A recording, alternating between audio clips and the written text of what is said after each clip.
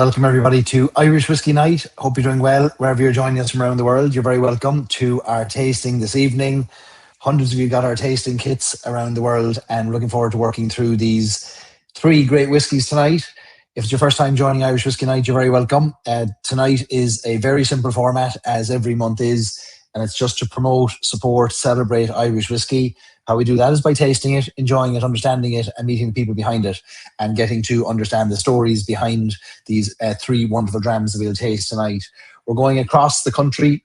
We have a whole range of destinations to share with you, from Cork to Wicklow to Meath and Dundalk, and all kinds of places tonight that we'll go to introduce you to the wonderful people behind these spirits. So a great night ahead. In addition to our three whiskies that we'll be tasting tonight, we're also going to be joined by a special guest at the end of our tasting. David Boyd Armstrong is going to join us, the co-founder of Redemin Estate Distillery and Shortcross Whiskey. He's going to talk to us about the very important changes taking place currently for the Irish Whiskey technical file and the amendments to how Irish whiskey can be produced in the future. So very important moment for Irish whiskey in its history that we'll talk in depth about and take your questions on. David led the technical committee on at the Irish Whiskey Association to help put together the proposals that would amend the technical file for Irish whiskey. So we'll talk to David later. But over the next hour, we're going to meet with Patrick Shelley from Origin Spirits. We're going to meet with John Cashman from Fircullen Whiskey and Powerscourt Distillery. And we're going to meet with Michael Cowman from Redacted Independent Bottlers as well. So three very different whiskies in our kit tonight. But remarkably, all three styles of Irish whiskey are represented. We've got malt, grain and pot all represented tonight. So we have the full gamut of all of the three official legally defined styles tonight that we'll be tasting. There's folks joining us from all over. Joining us from County Down, from County Clare, Fort Myers, Florida, Galway, Berkeley, California. Simon says, is it live yet? We're live, Simon. If you can't see it, but you can hear us, just refresh the page and you should get our screen up. I'm going to put in the comments there, refresh the page if you can't see the live stream. Everyone else, let us know where you're joining us from. Before we get started tonight, and before we get into our whiskies, and before we meet our guests, Ireland's been through some highs and lows over the past week, from Mayo winning the All-Ireland and breaking the 75-year curse. And we were all out in the streets celebrating, no matter where we came from, whether it's Cork, Dundalk, Gortahawk or Glenamedy. Everyone was out celebrating Mayo, and rightfully so. Nobody would begrudge them such a win. So a hat tip to Mayo, and may it not be 75 years again before he win the All-Ireland. And then today, scenes of grief and people coming together for a different reason across Ireland, with the news that we lost Glenn Hansard yesterday. And I think I've never seen such an outpouring of memories, of stories, of love for anybody in my life, and may those stories continue. And I think everybody has a story, a Glenn Hansard story to share. Everybody's got a memory, whether it's from the Frames or the Swell season or the Oscar ceremony or once, the commitments, and no different to myself. Yesterday, I was in New York yesterday. I found myself reading the news with shock, and there was only one place I could go to really, and maybe see if there's anybody else who wanted to raise a glass to Glenn. And so I went to the Lower East, I went to the East Village, to a bar called The Scratcher, which is where Glenn wrote one of his albums at the bar, really. Didn't He Ramble, his first solo album, and he wrote that at the bar over a few whiskies and a few pints. And I went into the bar at 4:00. The doors opened at 4:00, and there was 5 of us in there. It was very quiet. It was 4 people at the bar, and I looked around and I said, "You're here for Glenn, though, right?" And they said, "Oh yeah, finally, we can talk about it." And so I stayed there for a few hours, raising glasses, drinking powers, everyone buying each other drinks and sharing stories of people's memories at concerts and shows and meeting him in person. And just a remarkable outpouring of a desire to share a story, and for someone else to know it, or to hear it and to know it. And so I think tonight, Irish Whiskey Night is dedicated to Glenn Hansard and his effect and impact on so many lives through his music, his charitable endeavours. There's people who aren't homeless in Ireland tonight because of Glenn Hansard. So for that, we're very thankful. So we raise a glass tonight to Glenn. Rest in peace.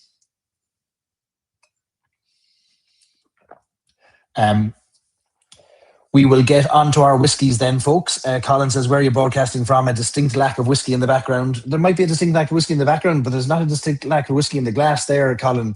The old, the whiskey show goes on the road, and sometimes we have to leave the office behind us. So I'm in New York today, so that's what I don't have the skyline of New York behind me, but I can see it.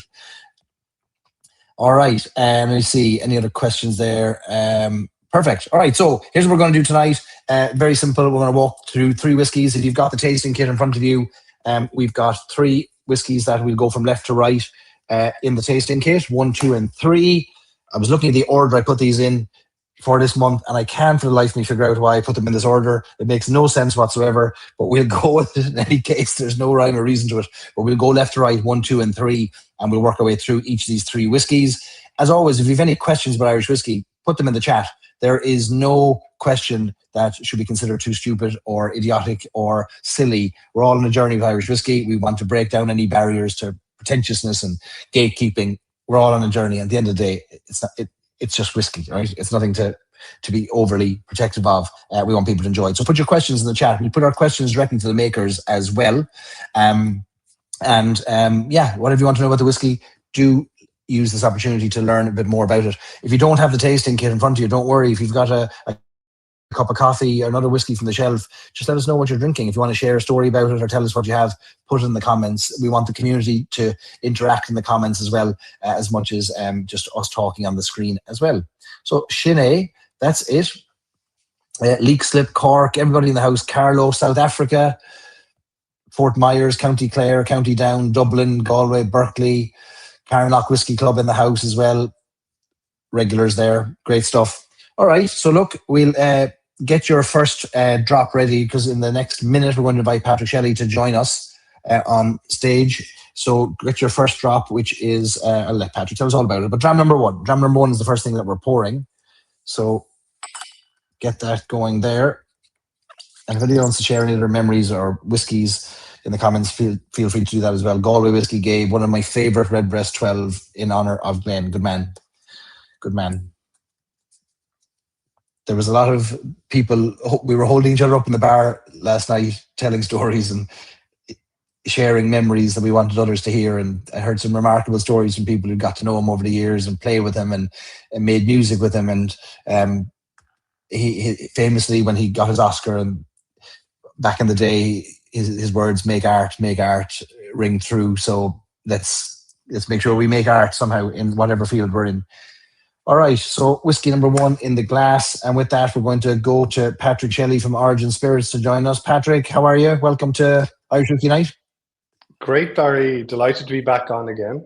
I think it's my 3rd or 4th appearance, but the first time I was ever number 1 in the lineup. So you've always been number 1 to me, Patrick. You've always been number 1 to me.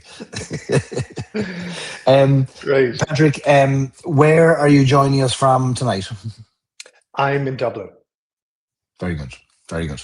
Yeah. You have given us a whiskey that might be the most unusual, mind-boggling, most difficult to describe, which is why we're going to let you do it instead of me, whiskey we might ever have had in Three Drams. I wonder, before we get to this whiskey number 1, could you maybe give our audience a little bit of introduction to yourself and the company, and then lead us towards this magnificent specimen of a dram that we've got to taste tonight?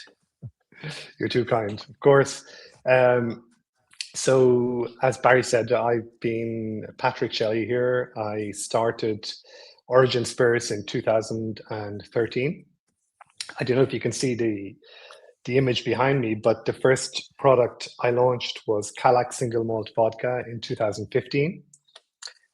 Followed by a peated single malt vodka in 2017, and a single malt gin Orna Brack in 2018, and Curragh single malt Irish whiskey in 2020. So I'd come from a background in the luxury goods business, working with Moët Hennessy LVMH. So I had a pretty good exposure to the world of drinks, from Asia to Europe to the US, across spirits, wines, and champagnes. I think, honestly, nothing prepared me to starting my own business. I always had people to do stuff like ordering a truck or briefing a design agency. All I had, once I started, I had to do that all myself. So, so as you can see, we've got 3 brands in the portfolio: Calac single malt vodka, Ornabrack single malt gin, and Curragh single malt whiskey. The story about how Curragh came about is quite interesting, maybe to your listeners. I was actually in Japan, and we'll come back to that in another moment, regarding the whiskey we're going to show tonight. So I was in Japan on Calac business, on our single malt vodka. And I remember I had kind of an hour and a half kind of window between 2 meetings. So I went into one of these tiny whiskey bars in Shinjuku in Tokyo. If any of your listeners have been to Tokyo, they'll certainly know the whiskey scene. So I was there, I ordered a single malt. I was doing some work on my phone and tasting the whiskey. Can't remember what it was actually. It was an Irish single malt. And the barman served a plate of chips. So again, as I was working, I was sipping and nibbling. And then something extraordinary happened. I said, "What are these?" And I looked down and I realized that they were dried seaweed chips. So what happened at that moment was, and it'll stay with me for the rest of my life, that kind of eureka moment. But it was also a sensory moment where you had this interaction between the umami of the seaweed and that softness, that sweetness of the single malt. And anybody who understands cooking, it's all about this balance that you try to create between the savory and the sweet. So what I found was that actually on the palate, by eating these seaweed chips, it was actually making the whiskey taste better.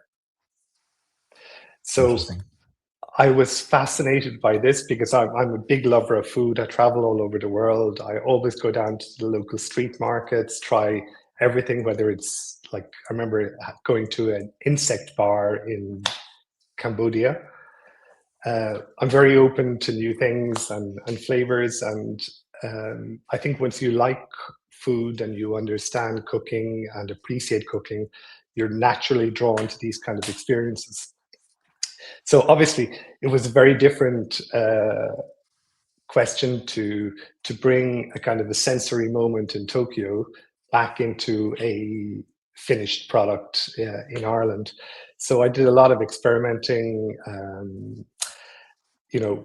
charring wood in a barbecue, then putting seaweed over them to infuse the wood, trying to get that flavor into the wood, and then doing some tests in bottles. But maybe about 2 years later, we got to the stage where we felt we had a really good, interesting product. So the story about Curragh is really, it's the first whiskey in the world to be influenced by seaweed.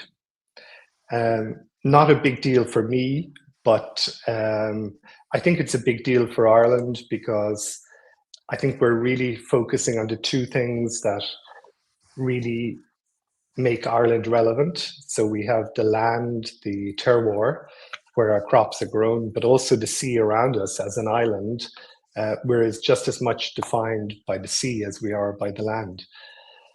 And I thought this maybe in a nice kind of poetic, romantic way. It's a nice way to present Ireland to people maybe who don't know our products around the world. So essentially, Curragh is created. We work with West Cork distillers in Skibbereen and West Cork to produce the base liquid, which is a 3 to 5 year old single malt, non-chill filtered, obviously aged in ex-bourbon casks. But after that, there's the second phase, which is a lot more interesting. We take virgin American oak casks and then we use seaweed as a fuel source to char the casks up at Darnua in Mayo, I think. Is Yeah, it Mayo? it is. By the way, I'm sure they're celebrating this weekend. They're not back to work yet. So the seaweed we actually use, we harvested on the west coast of Ireland in County Clare by a company called Wild Atlantic Seaweeds, and they harvest the seaweed sustainably. It's all hand picked. And what a lot of people don't realize is that the west coast of Ireland has probably the purest marine ecosystem in Europe, simply because you don't have that volume of maritime traffic you do in the surrounding seas in Ireland. So they pick the seaweed for us, they dry it, and then we transport that up to Darnua to char our casks. The whole idea, again, from what I mentioned in Tokyo, is to bring this umami element in to meet the sweetness and the softness of the Irish single malt. So you're setting the seaweed on fire. Is it inside the cask to char? Yes. To infuse the wood with the profile of the seaweed and the associated smoke, the phenols. Yeah, exactly. So we use two types of seaweed. We use kombu, which is a brown seaweed. When that's charred, it's very interesting from a culinary perspective. Again, it takes on this lovely kind of darker notes like dark chocolate, Arabic coffee, salted caramel, all the time with that kind of umami, iodine kind of background to it. But the base we're using tonight for the, and I'll talk about it in a moment, for the limited release sake, is actually our wakame expression. So the wakame, you might know it again from Japanese food. It's a green seaweed. It behaves very, very differently, Barry, to the kombu when it's actually roasted in the cask. Here we have much more kind of vegetal, earthy notes, a little bit of tropical spice, pink peppercorn, and you've got this lovely kind of green tea underbelly to it. So it's and I find it fascinating that the two whiskies are made in an identical way, but they taste so different. And that's all down to the actual flavor character of the seaweed that we're using. Does it take a lot of seaweed, Patrick, to create a flavor profile in the cask? It takes about 3 kilos of seaweed per cask, which doesn't sound a lot, but when you actually see it laid out beside the cask, it's about double the size of the cask. Oh, is that right? We put it. It takes about 30 minutes to char each cask because we put it in intervals of 500 grams. Light it, burn it, then seal the cask to allow those smoky umami flavors enter the wood. We then open it, turn it, and repeat the operation another 4 or 5 times until we. So that's why, again, I was in Kentucky recently, and I see how quickly they can char a cask. I've seen 20, 30 seconds a cask is charred at high intensity heat. This is much more artisanal approach, so it takes 30 minutes, the bonus of 30 minutes for each cask. So after the malt is then put into the cask then then very important point, I'm often asked this, and once we char the cask, we take out every element of the spent or burnt seaweed. And a lot of people ask me why do you do that? And I say, well, under Irish whiskey legislation, the only thing that whiskey can touch is wood. So if we allowed the seaweed to become in direct contact with the whiskey, we cannot call it Irish whiskey.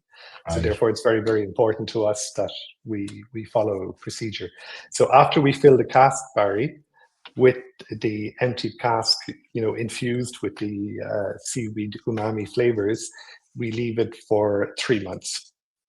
Okay. The actual infusion into the wood, if we want to get a bit technical, it only penetrates between 1 to 2 millimeters of the wood. So as you can imagine, that flavor is given out quite quickly. So we found that 3 months is the optimal period to leave it in cask, because otherwise, because it's virgin American oak, And if there's no more flavor left from the seaweed, the oak starts injecting caramels back into the whiskey, which we don't want. So we even had a case where we left one cask for 6 months and it completely reversed the first 3 months. Oh, interesting. Okay. So coming on to the whiskey we're tasting tonight, just to give you the context, so we have two base whiskies. So the Curac single malt, Atlantic Wakami and Atlantic Kombu. We've been doing a lot of bespoke single casks, particularly for Asia and in particularly Singapore over the last couple of years. But we didn't really have anything between that single cask and the let's say the general range. So one of the things I was really interested in, and again the story comes back to Asia, because I remember almost half nervous. I knew that our importer in Singapore was buying a lot of single casks from Scotland and so on. And I said to him one day, I said, any chance you try an Irish single cask? We'd be delighted to work with you on it. And he said, sure, Patrick, what do you have in mind? And I said, well, we could do an Oloroso or a Porto. And he looked me straight in the eyes and he said, boring. He said, in Singapore, we want something that nobody has in the world. Okay. And then he went on to me and said, by the way, Patrick, did you ever see the film Crazy Rich Asians? And I said, I have, as a matter of interest. He said, that's actually an accurate portrayal of the consumer in Singapore. They want something that nobody else has. So he said, go away and have a think about it. I thought about it.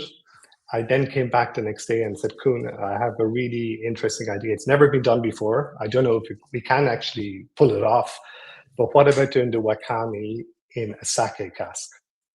And I said, and he said, explain that to me. And I said, the reason is that the Wakami is quite vegetal, earthy.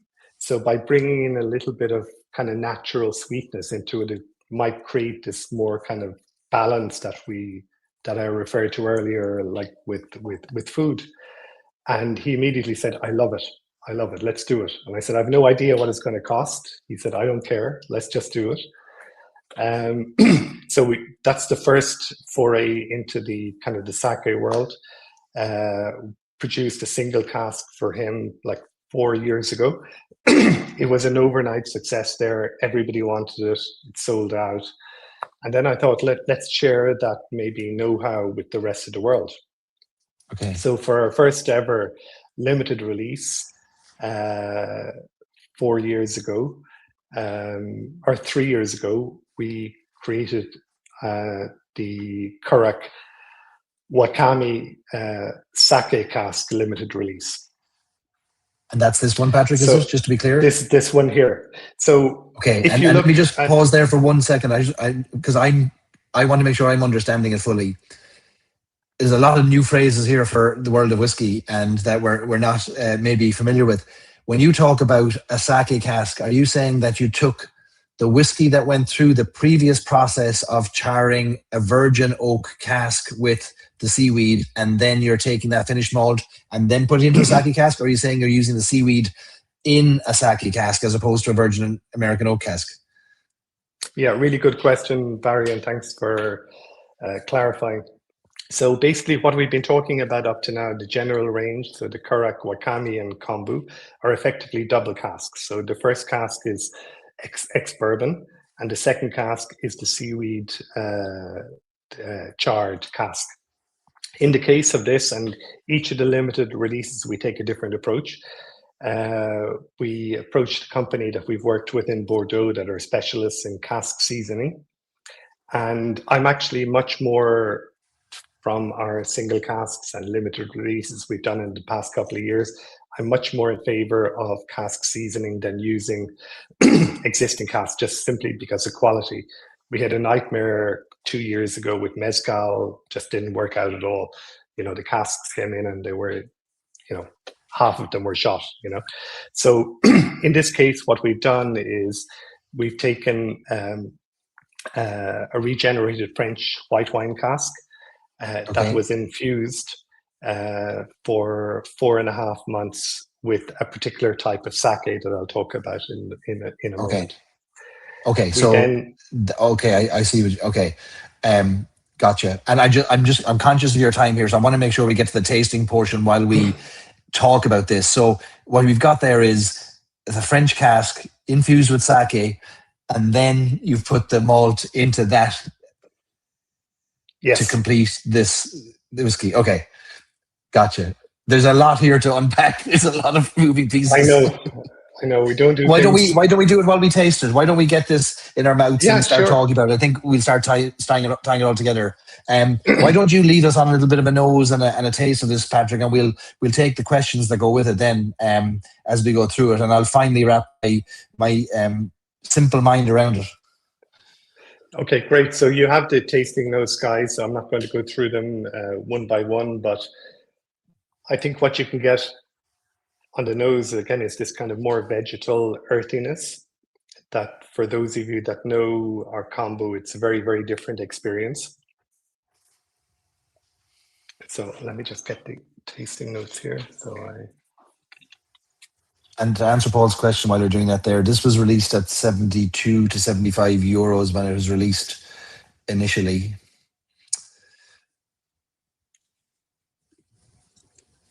Yes. Ryan says it'd be great to see a video of the process. It would be great to see a video of the process. It's a fascinating process.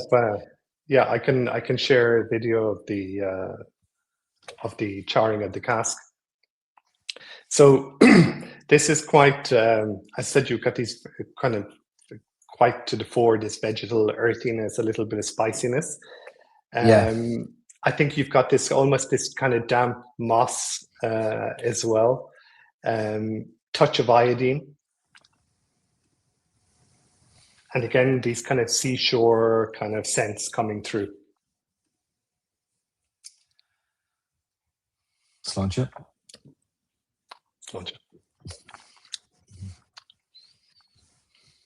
Then again, you've got this. I'm just adding to what's not on the tasting notes here. Yep, great. Which I think may be more interesting. I think you've got this explosion of fruit, almost botanical, coming through, and I think at the end you've got all this.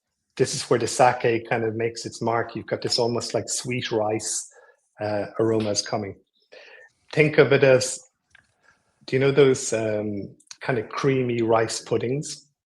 You know, where you have this kind of light sweetness, but creaminess as well. I think you're picking that up on the. It's a unique profile. There's no doubt about it. It's particularly on the back of the palate. And then I think again, you know, on the finish, I'm just tasting now again. I think it's quite floral on the finish. You've got that again, this very distinct kind of green tea character coming through. But you know, one other thing I'll talk about the actual process in a second. But what I wanted to do here, Barry, was to really kind of tell a tale of two terroirs. Yeah. So we have the Irish malted barley, which is synonymous with the southeast of Ireland, but then bringing another element in, which is just as unique to the Japanese as barley is to us. So the type of sake we chose, and this is the advantage of seasoning a cask rather than using a sake cask, by the way, which we can't really use because they're too small. They're only about 50 liters. So that kind of pointed us in that direction already. But and again, I don't want to get too technical, but for those that want the information, I think it's interesting to know. So the sake is Tokubetsu Yunmai sake. So Tokubetsu really means that it's special. And people that maybe know sake, the finest sakes are based on finely polished rice kernels. So basically husking away all of the starch. So you're left just with that core element, that purest element of the rice. So Tokubetsu is really known as, synonymous with being premium, And then the Junmai part is that talks about more about the pure rice sake with no additives. So these two elements, Tokabetsu Yunmai, is really just like, again, I don't speak Japanese, but it's really that premium element of sake. Okay. The actual rice grain, if any of you are interested in knowing, I need to read this because we're getting it all tonight. You got to get the rice grain definitions now as well. Yeah. So it's called Gohyako Mangogo. Okay. And this is a very specific rice grain that's grown in the Niigata province in Japan. This is a picture of that, by the way. I found this picture of that actual well grain. Done. So that is the grain. Well done. That is the rice. So it's kind of like the premium expression of rice for brewing, which sake is essentially. But it's also known for its delicate, kind of intricate flavors. Again, we didn't want a sake that was full on, kind of punch in your face. I've tasted sakes that are very sweet, that are very bitter. I was looking for something that actually added to the whiskey rather than taking away the core character. And Patrick, can I pause there for just 1 second, just again, to make sure this complexity is oversimplified for people like me? We're talking here, this whiskey here specifically is a West Cork distilled single malt that spent 3 to 5 years in an ex-bourbon barrel, was then left aside for a moment, and then separately you took a former French oak cask that had contained white wine, seasoned it with Japanese sake, a rice wine, and then took your wakame seaweed, 3 kilos of dried wakame seaweed, 30 minutes, charred the inside of the cask with that burning, emptied out the seaweed.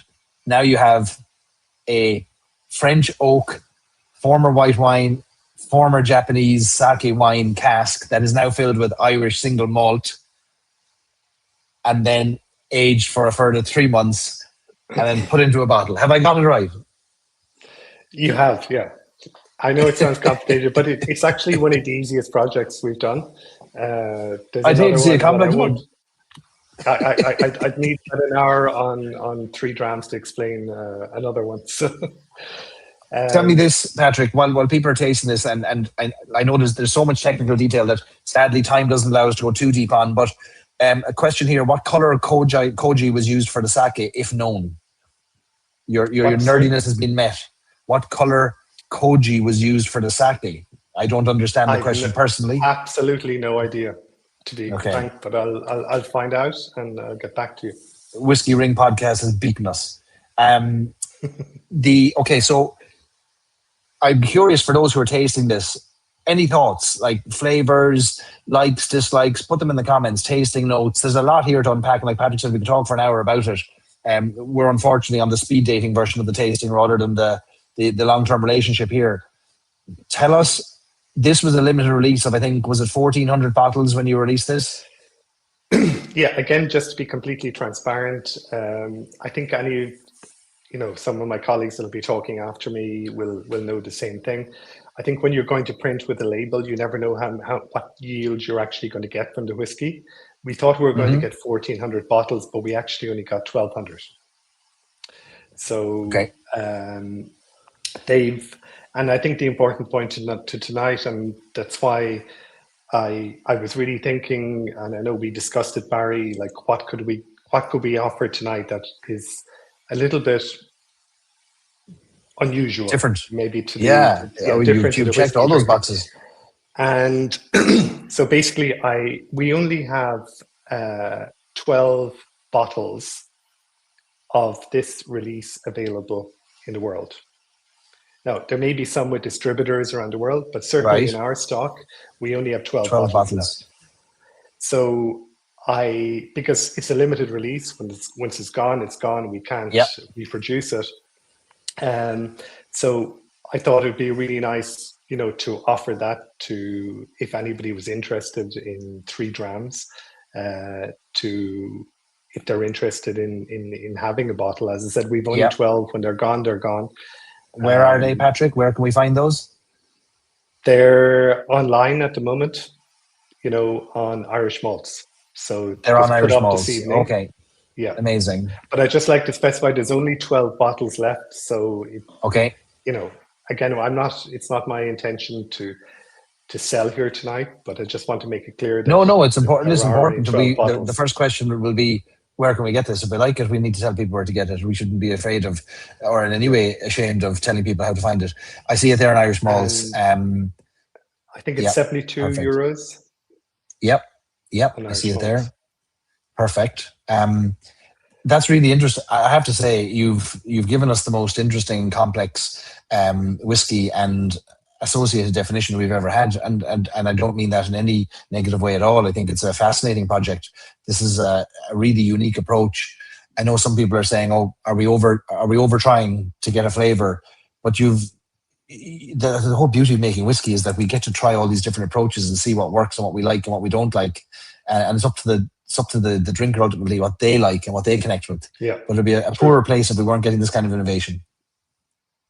Yeah. Diarmid says, big fan of the Wakami release, loves it. This is lovely. Paul says a little bit of water really opened it up for them in the Carnock Whiskey Club, which is the opposite of what Alan said. Alan's preferred it before water. So everyone has their own approach, so find what you like. Peter's agreeing that he preferred it before water. Great. So taste it all different ways to see what you like or don't like. Last question here from Brian. Did you ever try a cask just aged, so whiskey just aged in a sake cask without the seaweed element? It's not really your thing though, is it? No, yeah. Everything we do starts with seaweed, and then we kind of go off in different directions. Again, we're talking about kind of weird stuff. We recently did a pandan cask for Asia. Oh yeah. The pandan leaf, that lovely coconut kind of creaminess. For me, the tertiary cask always has to fit with the profile of the base character. So we really kind of go out looking to see what would actually add to the flavor rather than take away. And again, for me, maybe as a food lover, when I'm looking at this stuff, I'm thinking more about what works in food pairing than works in whiskey. And I think that kind of allows you to open up your creativity a little bit more, because you're not being blinkered into saying, other people are doing this, we need to do this. Of course. Yeah. No, congratulations. And you have more, like the releases you spoke about, the Wakami, well, there's you don't have the kombu on Irish malts, but the Wakami cask strength is there, the regular Wakami, Western Herd cask strength is there, and this sake cask edition. So folks, there's 4 different Currachs on Irish malts at the moment. If you're interested, go snap them up. I'll send links out on email tomorrow if they're still there. People can make a purchase. Patrick, I could talk all night to you. Time doesn't permit it, but maybe you come back again to us in the future and go even more in depth. If you have a video that you'd like to share with us, I'll get that out in the email too and make sure everyone gets it and gets to watch the process. Fantastic. Pleasure to join you, Barry. Thanks for your time. And thank you for your generosity. Enjoy the night. And for sharing the whiskey. Thanks so much, Patrick. We'll talk to you again soon. Sláinte. Take care. All the best. Sláinte. Very unusual whiskey. And sure, look, isn't that the beauty of Irish whiskey, is that, or any whiskey, is that innovation is possible within the guardrails of the technical file, which we'll talk more about later. One question that came up there that I can address before we move on to our next whiskey, which is dram number 2 for Cullen 15-year-old single grain. Pour that into your glass if you have it. We'll be talking to John Cashman in about 30 seconds. Question was, do the new proposed amendments to the technical file perhaps address the opportunity to leave seaweed in the cask? And the answer is no. No, that's not up for discussion or proposal at all. That would probably remove the whole style of what Irish whiskey is. And so that's not up for discussion. But we'll talk more about what those 6 questions are that are being put to the public now after much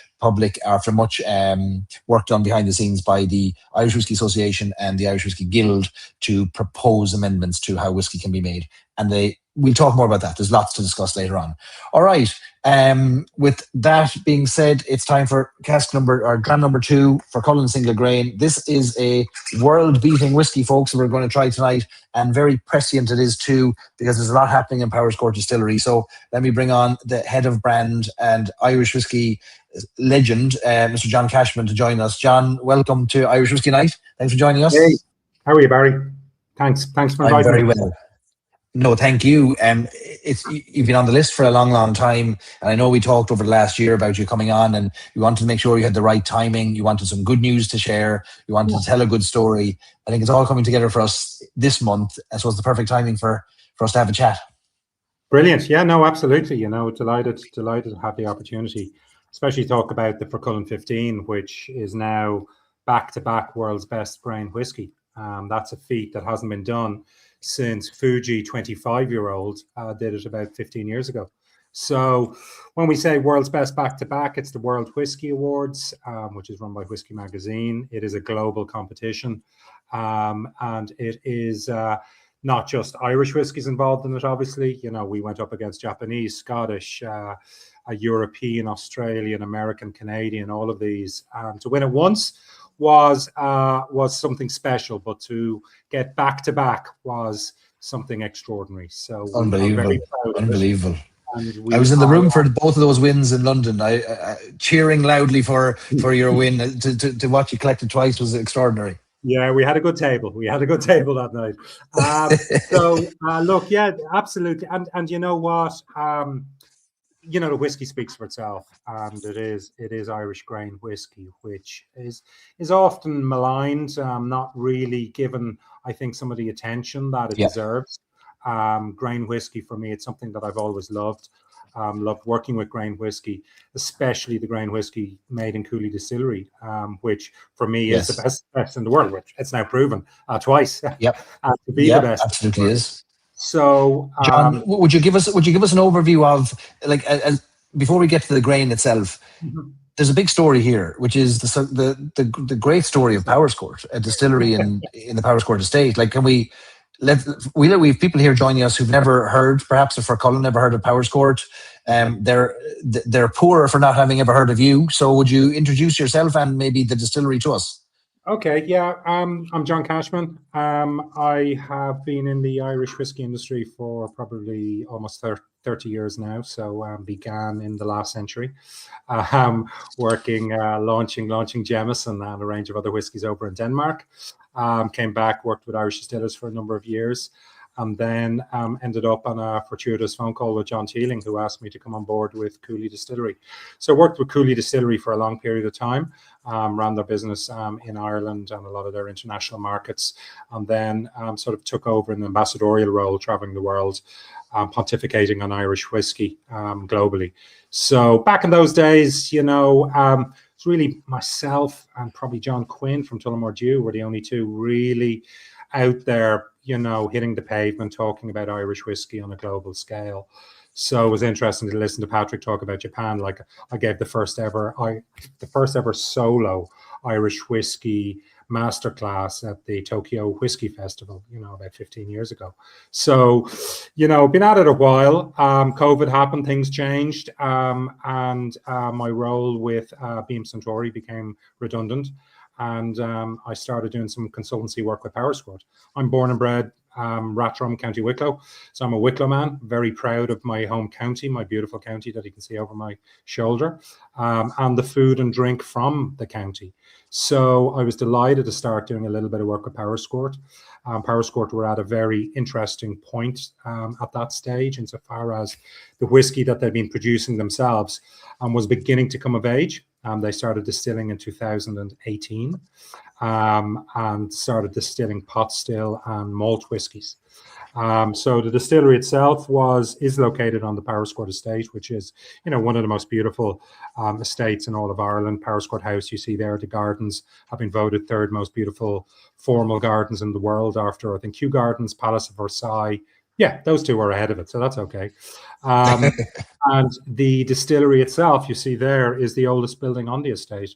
That dates from the 1700s, and that was the old mill house where all the barley would have been brought to be milled down into flour back in the old days. So it was a natural location to build on the distillery. So the distillery is just behind that old building there. You can see a bit of it there on the right-hand side. It's a 4 sites distillery, turnkey by 4 sites. So the Rolls-Royce of whiskey engineering, standard Irish style triple distillation, pot still distillation, which allows us to produce obviously malt whiskey and pot still whiskey. We use barley from around the locality, some of which actually comes from the estate itself. But the majority would be somewhere within kind of a 50, 60-mile radius of the distillery. So we've been distilling since 2018, but before they started in 2018, of course, they had 2 decisions to make. You can either go down the route of white spirits and have something to sell tomorrow, or you source some product from elsewhere. And we sourced whiskey from Cooley Distillery. Actually went a step further, not only sourced whiskey from Cooley Distillery, but also sourced the master distiller from Cooley Distillery. So Powerscourt Distillery's first master distiller was Noel Sweeney. So, launched a series of products, aged products, an 8-year-old blend, a 10-year-old grain, a 14-year-old malt, and a 18-year-old single malt, which, did pretty well. But the problem with sourced liquid, if you've purchased, we'll say up front, is if you don't use it all, it's getting older and older and older. And if you have age statement products and you're not in a position to replenish that, you're eventually going to have to use older age statements in a younger age on the label. So that wasn't really sustainable. So I looked to change all of that. And that was one of the ideas where this 15-year-old came from. But I suppose some of the juicier news about Powerscourt is a lot of people are aware of some of the issues that we had over the past 12 months. We had a complete restructuring, and just a few months ago, we were purchased by a company who have come in and invested in the distillery. So, when people talk about doom and gloom in Irish whiskey industry, there are still people willing to invest in it, and the reason they invested in our company is they believe in the product, they believe in the liquid, they believe in the distillery, and they're willing to, invest to allow us and permit us to bring it to where our whiskey deserves to be. And back-to-back world's best accolades like this, or our single malt getting 98 points out of 100, gold outstanding at the International Wine and Spirits Competition as a 4-year-old new single malt is something very, very special. Our Fircullen Falls was named Ireland's best blended whiskey at last year's Irish Whiskey Awards. Not the World Whiskey Awards in Ireland. And our whiskey is really coming into itself now. So, as I said, our oldest product is turning 8 years of age. I'm looking to start launching some pot still probably in the next 12 months as well. So it's exciting times for us in Powerscourt, and we're in a fortunate position to be really able to get our name back out there, get our product out there, and let people try these amazing, amazing whiskies. It's a great news story, and you're right, there's too much talk of doom and gloom, and it's great to see such great news stories over the past few weeks. Yourselves distilling again and under new ownership, Waterford Distillery coming back online and opening a new visitor centre soon and distilling early 2027. The cafe at Dublin Liberties Distillery is open. There's lots happening. It's not just bad news. Like any industry, any category in the world of any type of business has various news stories depending on the business. So we're delighted for Powerscourt and great to see what's ahead.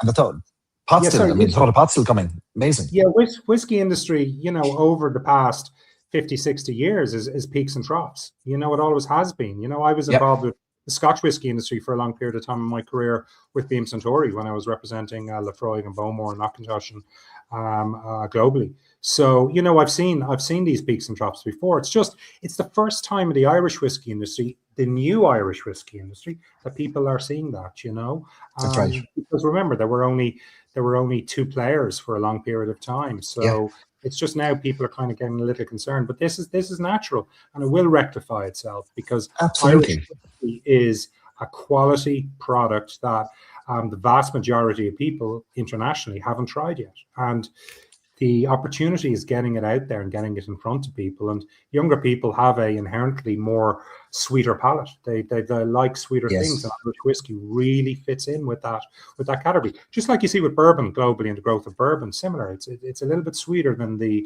alternatives. So, the future is very bright for the Irish whiskey industry. So, doom and gloom, don't forget about it. And we shouldn't forget either that there has never been more Irish whiskey produced than in the last 12 months, in any time in our history. Which is great to see. Now we just have to sell it, but that's the next challenge. We'll talk about that a different day. Let's talk about then this double gold winning world's best single grain. For those who don't know, because we have a comment here from Peter who said he's only ever had a single malt before. Help us understand what a single grain is, and then we'll talk about the whiskey itself. So I'm sure you've explained it previously to everyone here about the Irish whiskey industry, that there are 4 styles of whiskey that are kind of subsections to the umbrella term of Irish whiskey. There's malt Irish whiskey, there's grain Irish whiskey, there's pot still Irish whiskey, then of course there's blended Irish whiskey. So I won't go into all 4 of them, but the grain whiskey is essentially a style of whiskey where the prevalent or predominant cereal is something other than barley or malted barley. It generally has to be distilled in a column still rather than a pot still. And if it's distilled in a column still, it tends to be distilled to a much higher strength. Column stills can distill up to maybe 93%. So this particular grain whiskey we sourced from Cooley Distillery back in about 2017. So at that stage, we would have got a tranche of whiskey at about, I suppose, 6, 7, 8 years, 9, 10 years of age. And the first release of grain in Powerscourt was a 10-year-old. That was a double bourbon whiskey. So it was initially as new spirit put into fresh AB1, so fresh new filled bourbon, ex-bourbon barrels. And then in Powerscourt, it was re-put into fresh new bourbon barrels. And that alone was what makes Cooley very different to a lot of the other grain distilleries around the world, especially in Scotland, where grain was always seen as something secondary to malt whiskey. And grain whiskey was only seen as something that you padded out the malts with when you're making a blend. So they didn't really care about the quality of the barrel that was being used. So a lot of times it was maybe a third fill or even a fourth fill barrel. And that's why in Scotland, a lot of grain whiskies you see tend to be much older, 30, 40 years of age.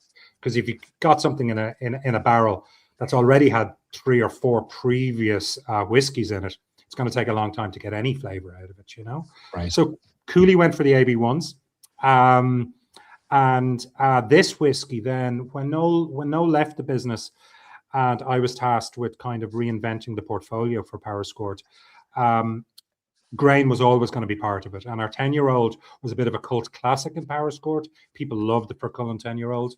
And people still ask to this day if they can get it. And the odd time we find a few cases here and there and they go up for sale. But I didn't want to copy what Noel had done. And the story for this whiskey is, again, quite fortuitous, really.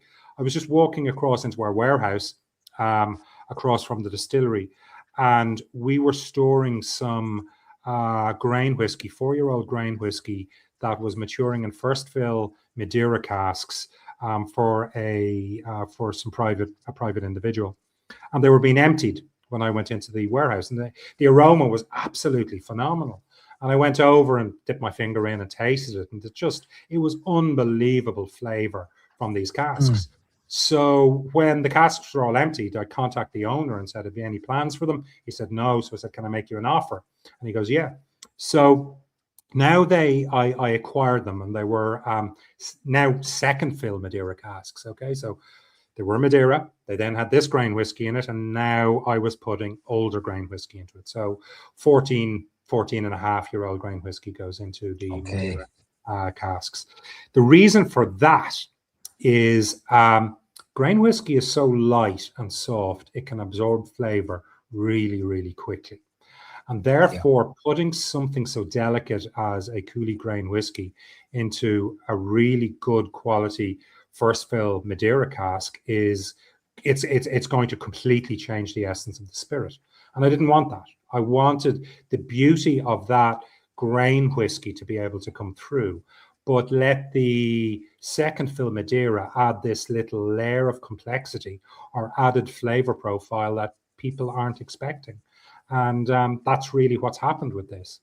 So Madeira, for people who don't know, is a fortified sort of sweet dessert wine from the islands of Madeira, off Portugal. Well, it's a good bit off Portugal. It's more off Africa. Madeira is more famous today, the home of Cristiano Ronaldo. But the islands of Madeira were discovered in the 1400s by Portuguese. They were uninhabited, and the Portuguese went in. And Prince Henry, the Navigator, in the 1400s ordered vines to be planted on the island.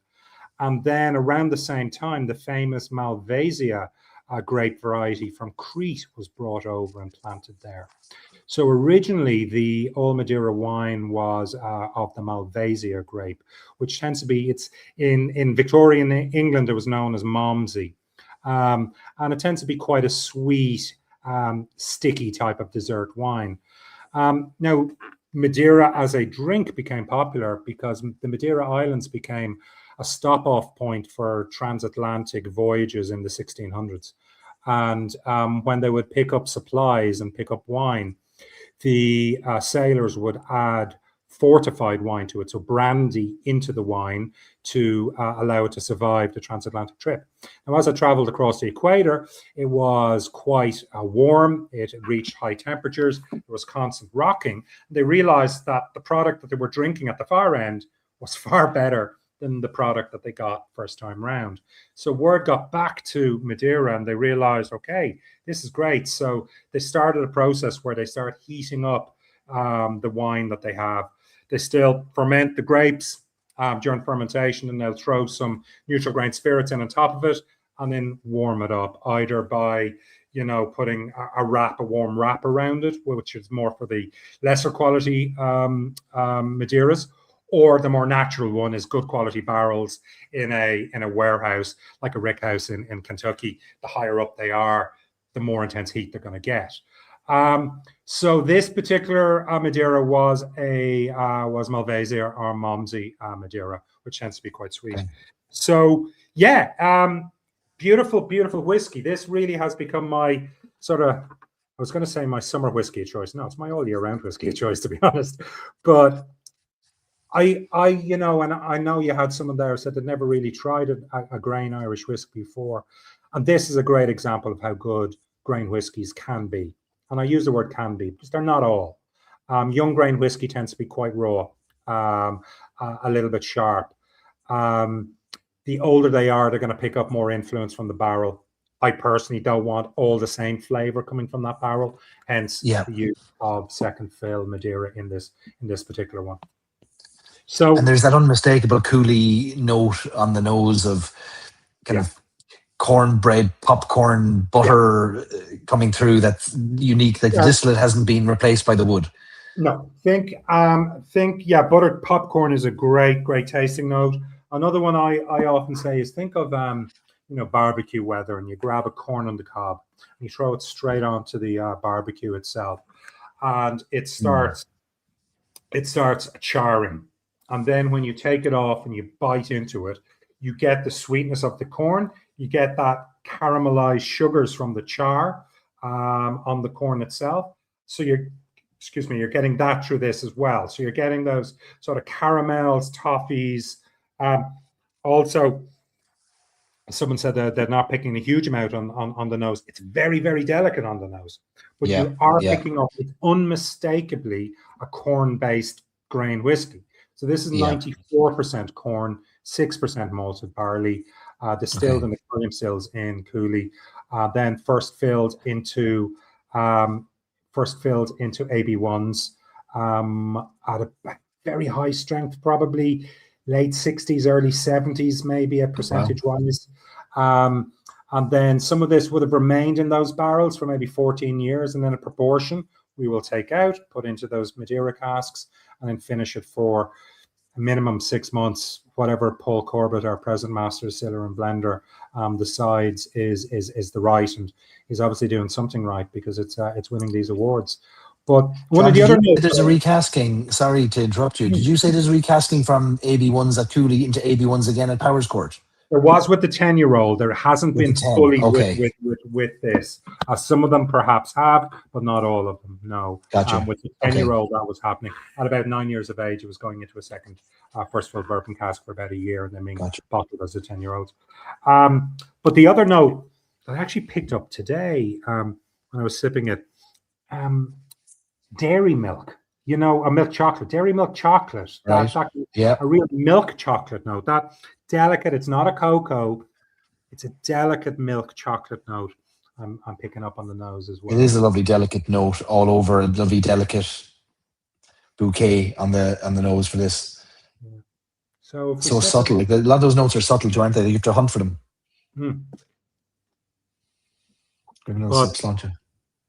Beautiful honeyed mouthfeel. Really textured, like a velvet sheet coating over your mouth. It's covering every crevice in your mouth. And now you're picking up the Madeira influence. So there is dried fruit. There is red fruit. There is some of that Christmas cake spice coming through. It's not overt. It's delicate. It's all there. But surrounded by this honeyed, sweet chocolate. The vanilla starts kicking in. I mean, 14 and a half, 15 years, some of it 15 in the bourbon barrel. You're going to get that vanilla influence coming through. Lovely whiskey. No sharpness, nothing like that. It's right now, I'm about 30 seconds after taste, and now my mouth is really beginning to salivate, sides of my tongue.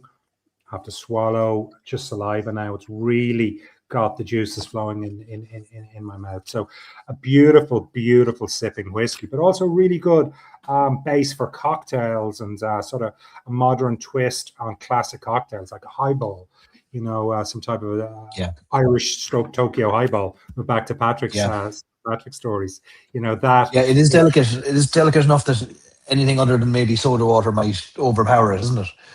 Yeah, it is. It is. But and then the strength is unusual. So it's 41.5. And people say, well, why did you pick that? Well, that's when Paul and I were sampling it. Paul went, listen, try the 41.5. I think it's at its best. Boom. So does the World Whiskey Awards for 2 years running, you know? So, just, and that's one of the things with us in Power Scored. You know, we don't rush our whiskies. We don't release them for the sake of releasing them. And then when it comes to releasing them, it's what strength we think works best.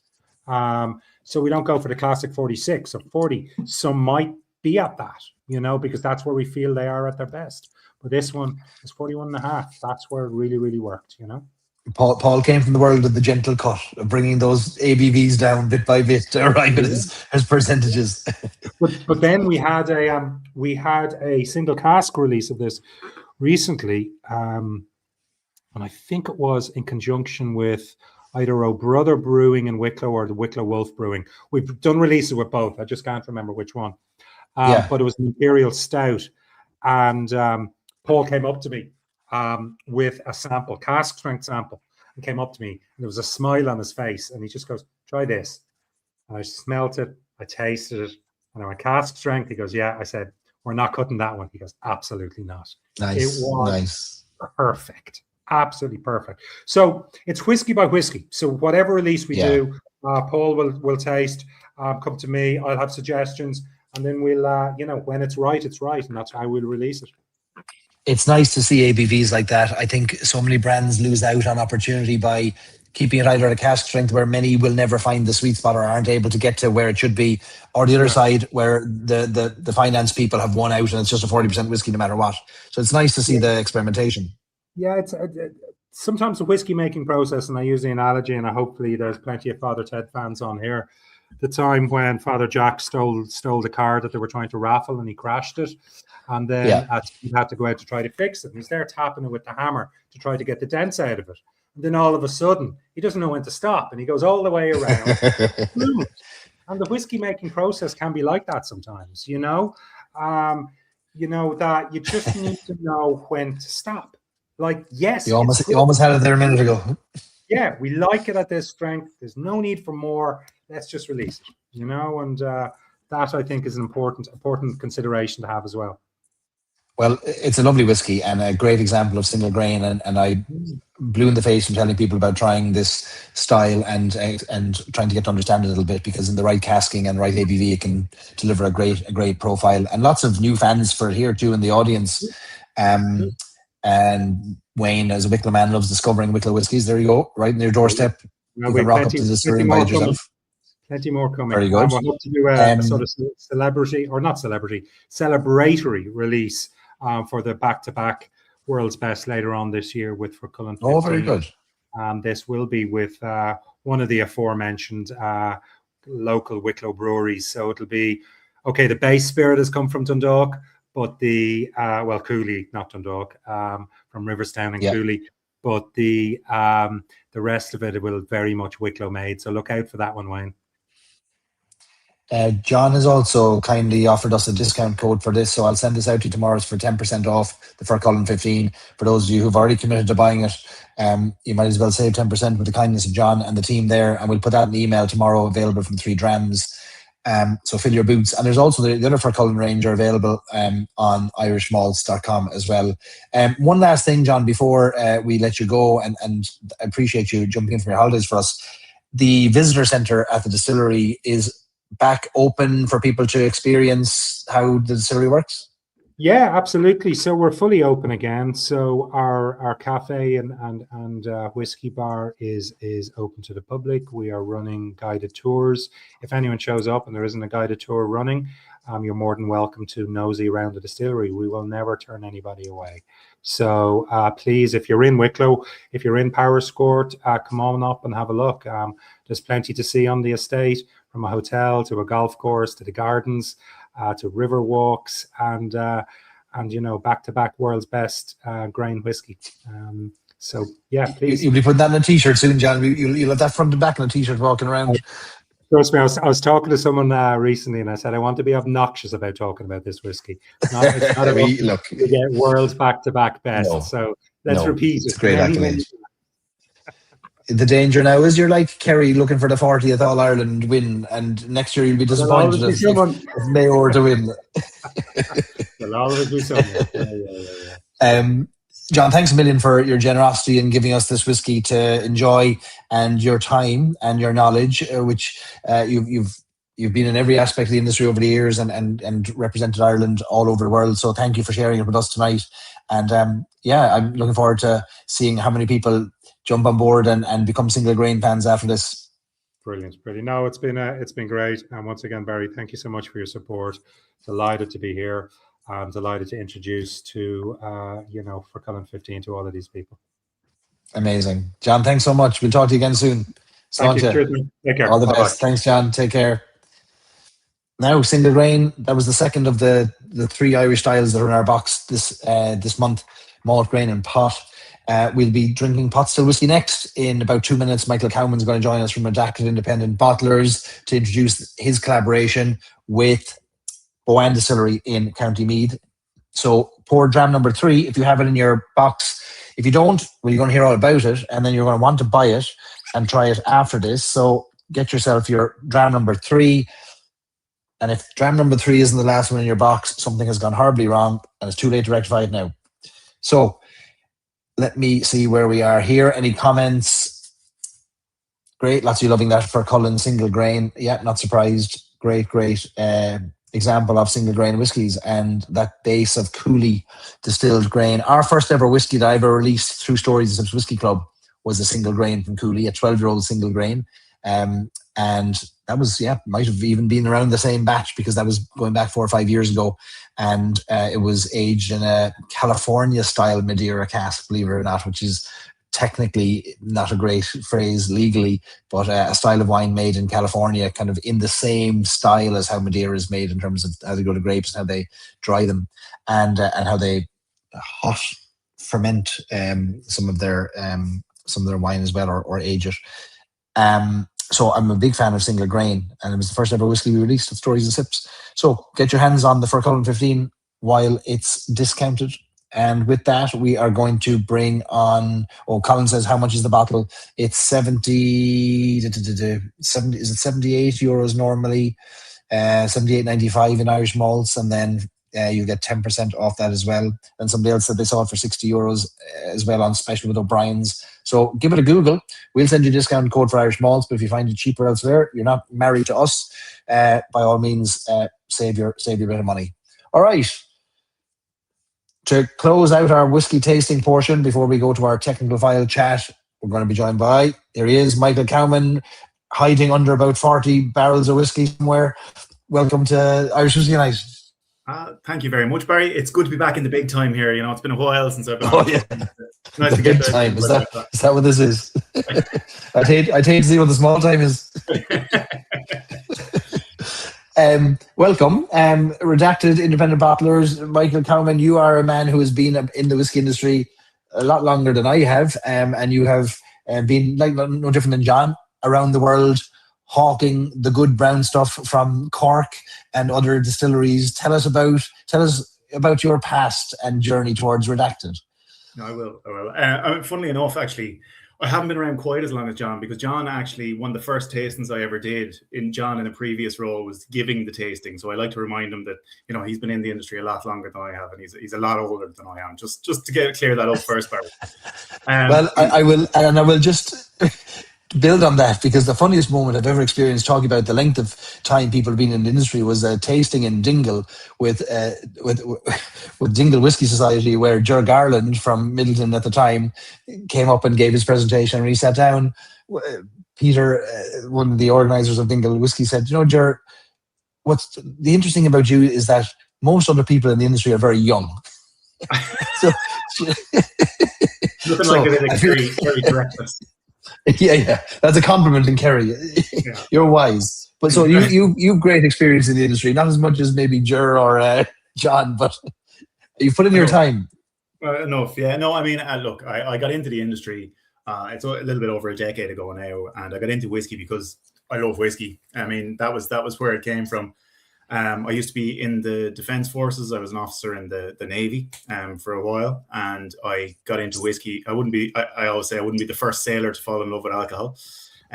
So I got into whiskey.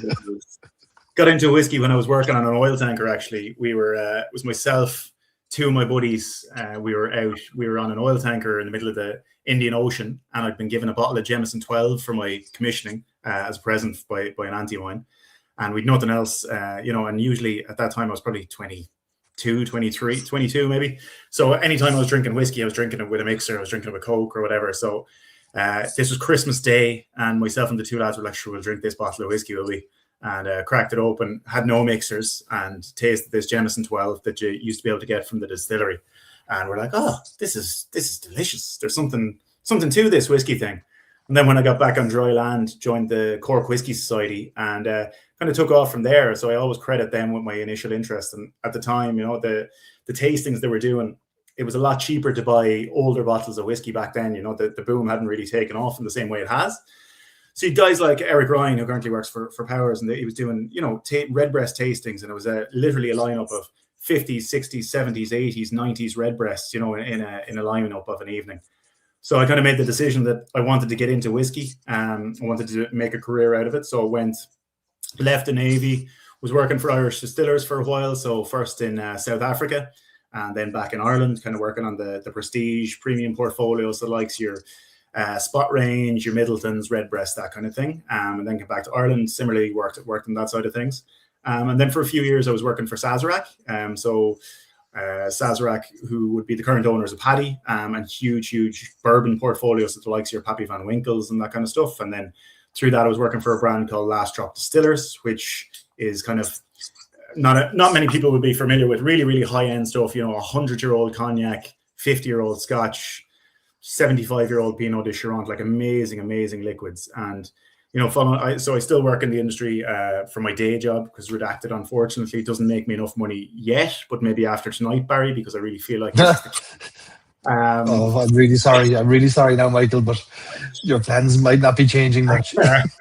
So I work in the kind of bottling and third-party sales side of things now for a company called Good Spirits Bottling. So we do bottling, casks, all the services for other people. But as part of that, myself and one of my best mates, Ronan Collins, we used to drink a lot of whiskey together. There's Ronan. Make us enough money, yeah. Myself and Ronan, I didn't even know he was. I'm glad I actually mentioned him because I didn't know he was watching. This is your life. Yeah. So myself and Ronan used to drink a lot of whiskey together, and some of our favorite whiskeys were independently bottled Scotch, because we felt like that was, you were getting such a unique bottle each time. It was a moment in time. It was a single cask. Maybe it was from a slightly obscure cask from a distillery that didn't usually do casks like that or whatever. And we sat down and we thought there was such innovation within that independently bottled Scotch side of things. And we said, how hard could this be? Turned out, Barry, it's relatively difficult. I'll be honest, but no. So we set up Redacted maybe about a little bit over 3 years ago. And what we wanted to do, we think we talked about, we didn't want to just be another brand on the shelf.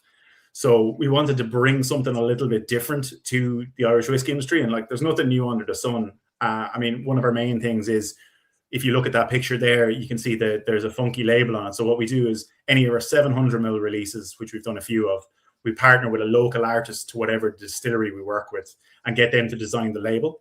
So there's one from Blackwater.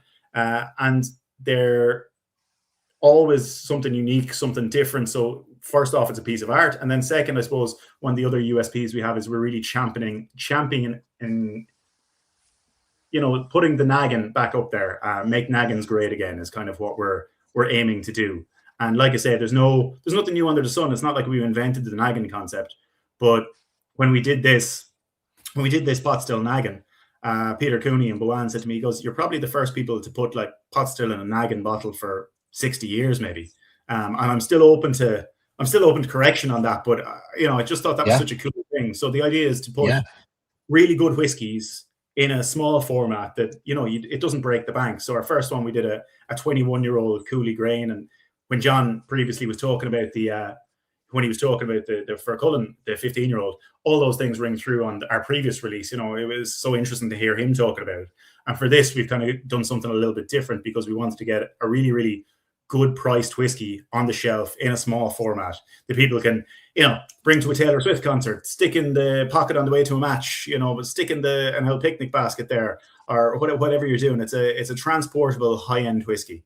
And so we partnered up with the guys in Boan, who are absolute legends, and we picked this up. And I suppose the other thing to say about being an independent bottler is we obviously don't make the whiskey ourselves. We go out and we source it, and we very much, I guess the way I see it different to a bonder is, we go out and we kind of try and highlight some of the unique things about the distillery and very much work with the distillery on it. Whereas I think a bonder tries to create something new from the stocks that they have. They try and create an entirely new thing. Whereas I think we're trying to highlight an element of a distillery or a type of cask or something like that, Okay. And you've released, is it 4 or 5 whiskies to date now? This is your 5th, is it? Or? This is our 5th one. It's our second naggin. So we started off, we did a Cologne 700ml. We did a Cooley 21-year-old naggin. We did a Blackwater. We did Dingle in collaboration with the guys down at Dick Max. And then we did this naggin as well. Yeah, so that's all our releases so far. So look, we'd love to get the cadence of that up. But like I say, for myself and Ronan, this is unfortunately part-time at the moment. We do have day jobs. But yeah, the more we can sell, the more hopefully we can make this full-time in the future, Well, you're great. Both of you have always been great ambassadors for Irish whiskey, and great to see you taking the chance and risking the time and treasury on something like this. I know how hard it is to do anything like this. There's more days where you're crying than you're laughing, but it's for the love of the game, isn't it? It's for that. Yeah, it's like Wexford GA, for the love of the game. Yeah. It's the hope that kills you, You certainly wouldn't be getting into it to become a millionaire. That's for sure. But no, it's amazing to see stuff you're working on come to fruition, and these cool ideas that we have, and see them on a shelf. And I guess for us, Ronan's background is really, really high-end bars around the world.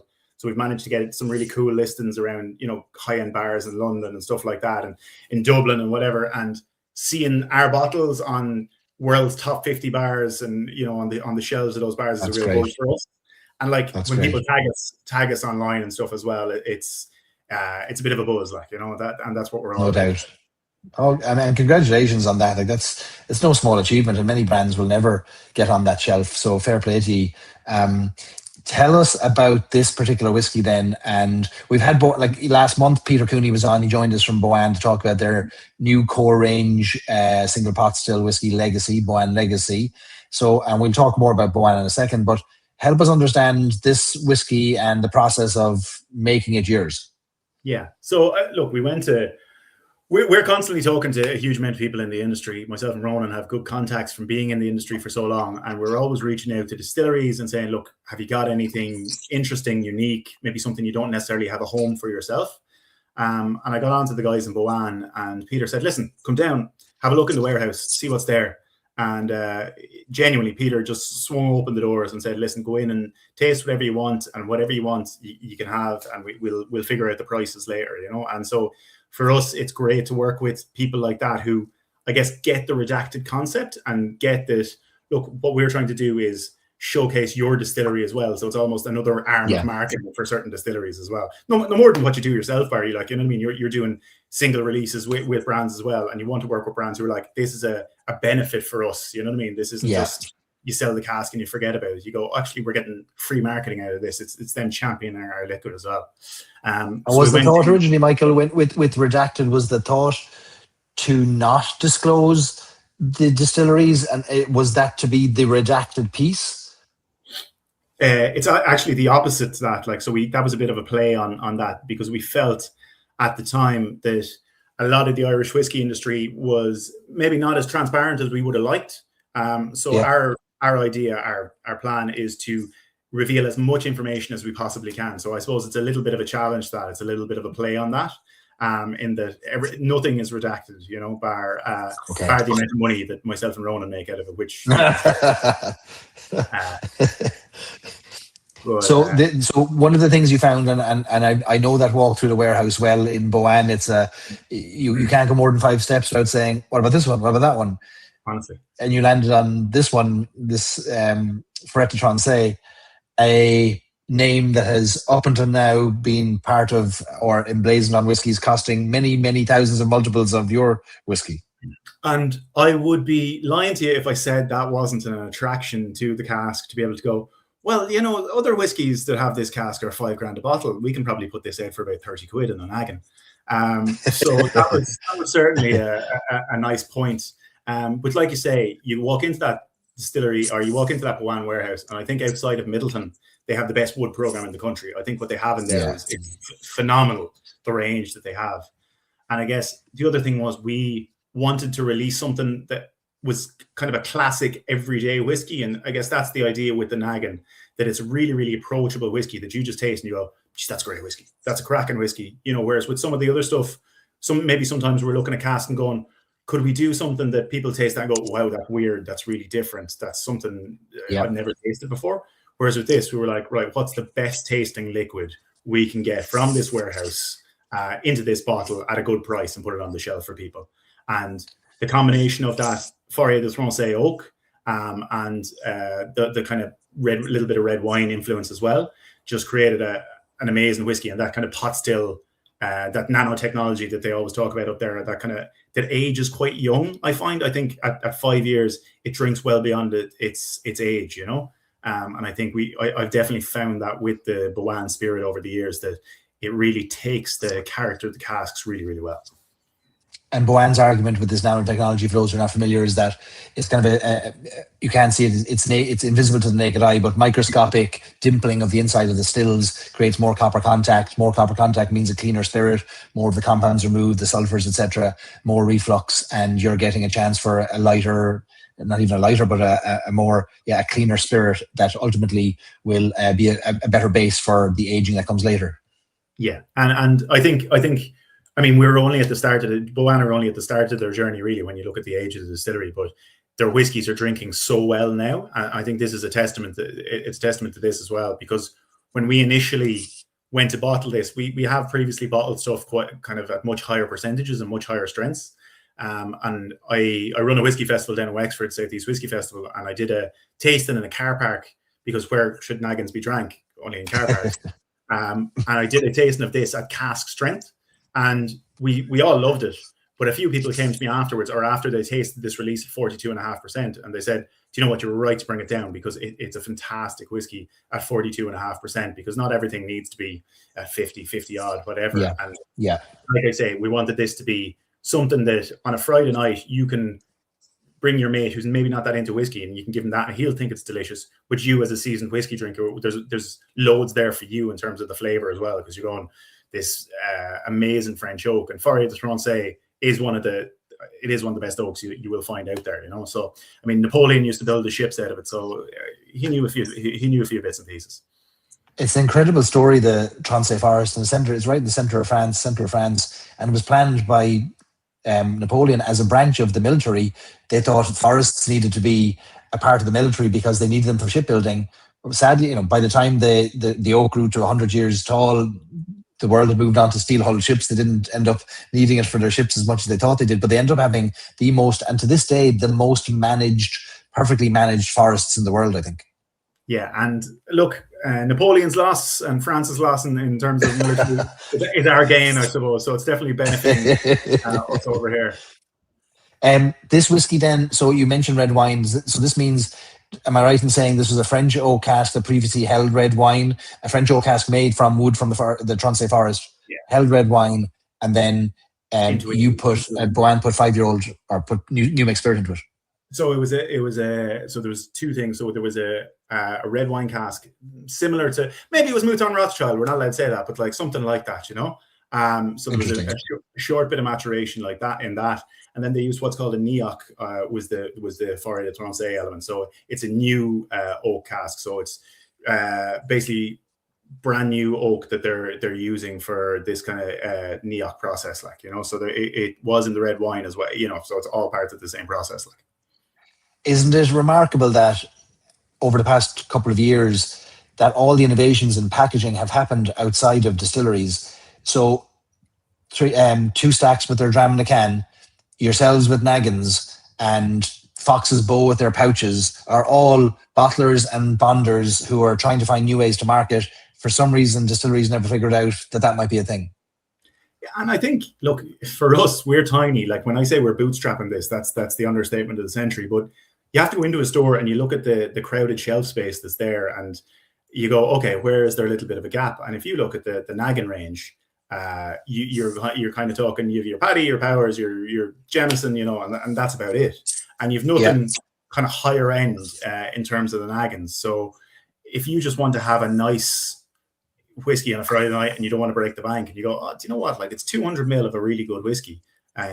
And so for us, it's an easy sell into a lot of the retail. We say, especially in Dublin or whatever, that they're going, look, you have so many American tourists coming in. They want something small for the suitcase, or for a groomsman, you know, for a wedding day, you have a guy buy his groomsman 4 or 5 of these, and you don't have to spend €200 per bottle. You can spend 30 quid per bottle, and you still get something unique and different and interesting, you know.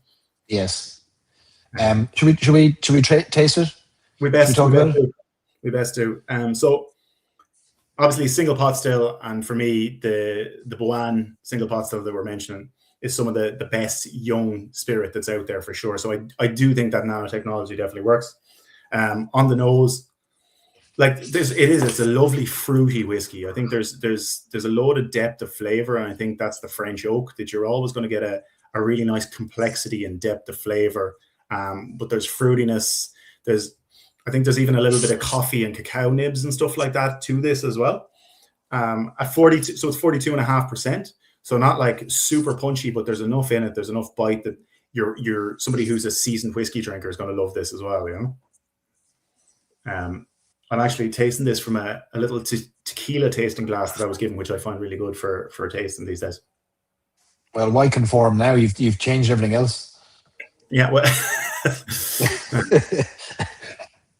and look, I think it's a classic whiskey. If you taste this, I don't think anybody's ever going to say, "Oh, geez, I don't like that." You know, I think it's such an easy drinker. But again, loads of complexity there coming through as well from the kind of the red wine elements, from the kind of French oak elements. So it's a Quercus standard, you know. Super whiskey. Is that? Do you know if that pot still from Boann? Do you remember what their mash bill was? Is there wheat or oats and rye in this one? No, it's a 50-50 because it was one of their earlier casks. So this is one of the earlier distillates. So this one was 50-50. So I know they've changed now and they do things a little bit differently. But this was one of the early ones. So it was a 50-50 mash bill. It's a great selection. I get why you're asking that, because I think there is a creaminess to it as well, that you get from you would get from oats, but there aren't oats, you know. And that's probably just the pot still characteristic, the raw barley, maybe more than anything else coming through.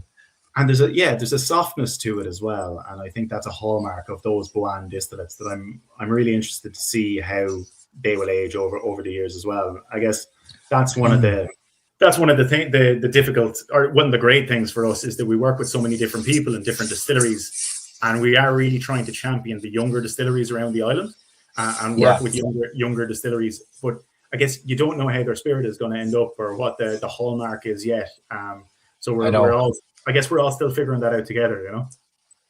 It's great to see the championing too of an age statement that says 5. I mean, if 10 years ago, you know, when you were in the industry, if you would walk around with 5-year-old whiskey from Middleton, people would have thought, well, hold on a second, why are you shortchanging us? Whereas today we know that whiskey's maturing, like you talked about this distillate taking on characteristics of a much older whiskey, much younger. And it's great to see that we don't have to wait as long, that age isn't the only metric any longer of quality. Yeah, I always like to say, you know, people use age statements the way drunks use lampposts, more for support than illumination. You know what I mean? It supports your point, but it doesn't necessarily tell you a whole lot. You know, you can drink a 20-year-old whiskey and say, oh, it's a 20-year-old whiskey, but it doesn't tell you the story behind the whiskey. And I think the thing about this new stage of Irish whiskey that we're in with new distilleries, I don't think aging is linear anymore, because it used to be you put the whiskey in a cask, it sits in a bourbon cask for 15 years or whatever it is, and then maybe you put it into sherry and that's fine. And you know, we all know how it tastes.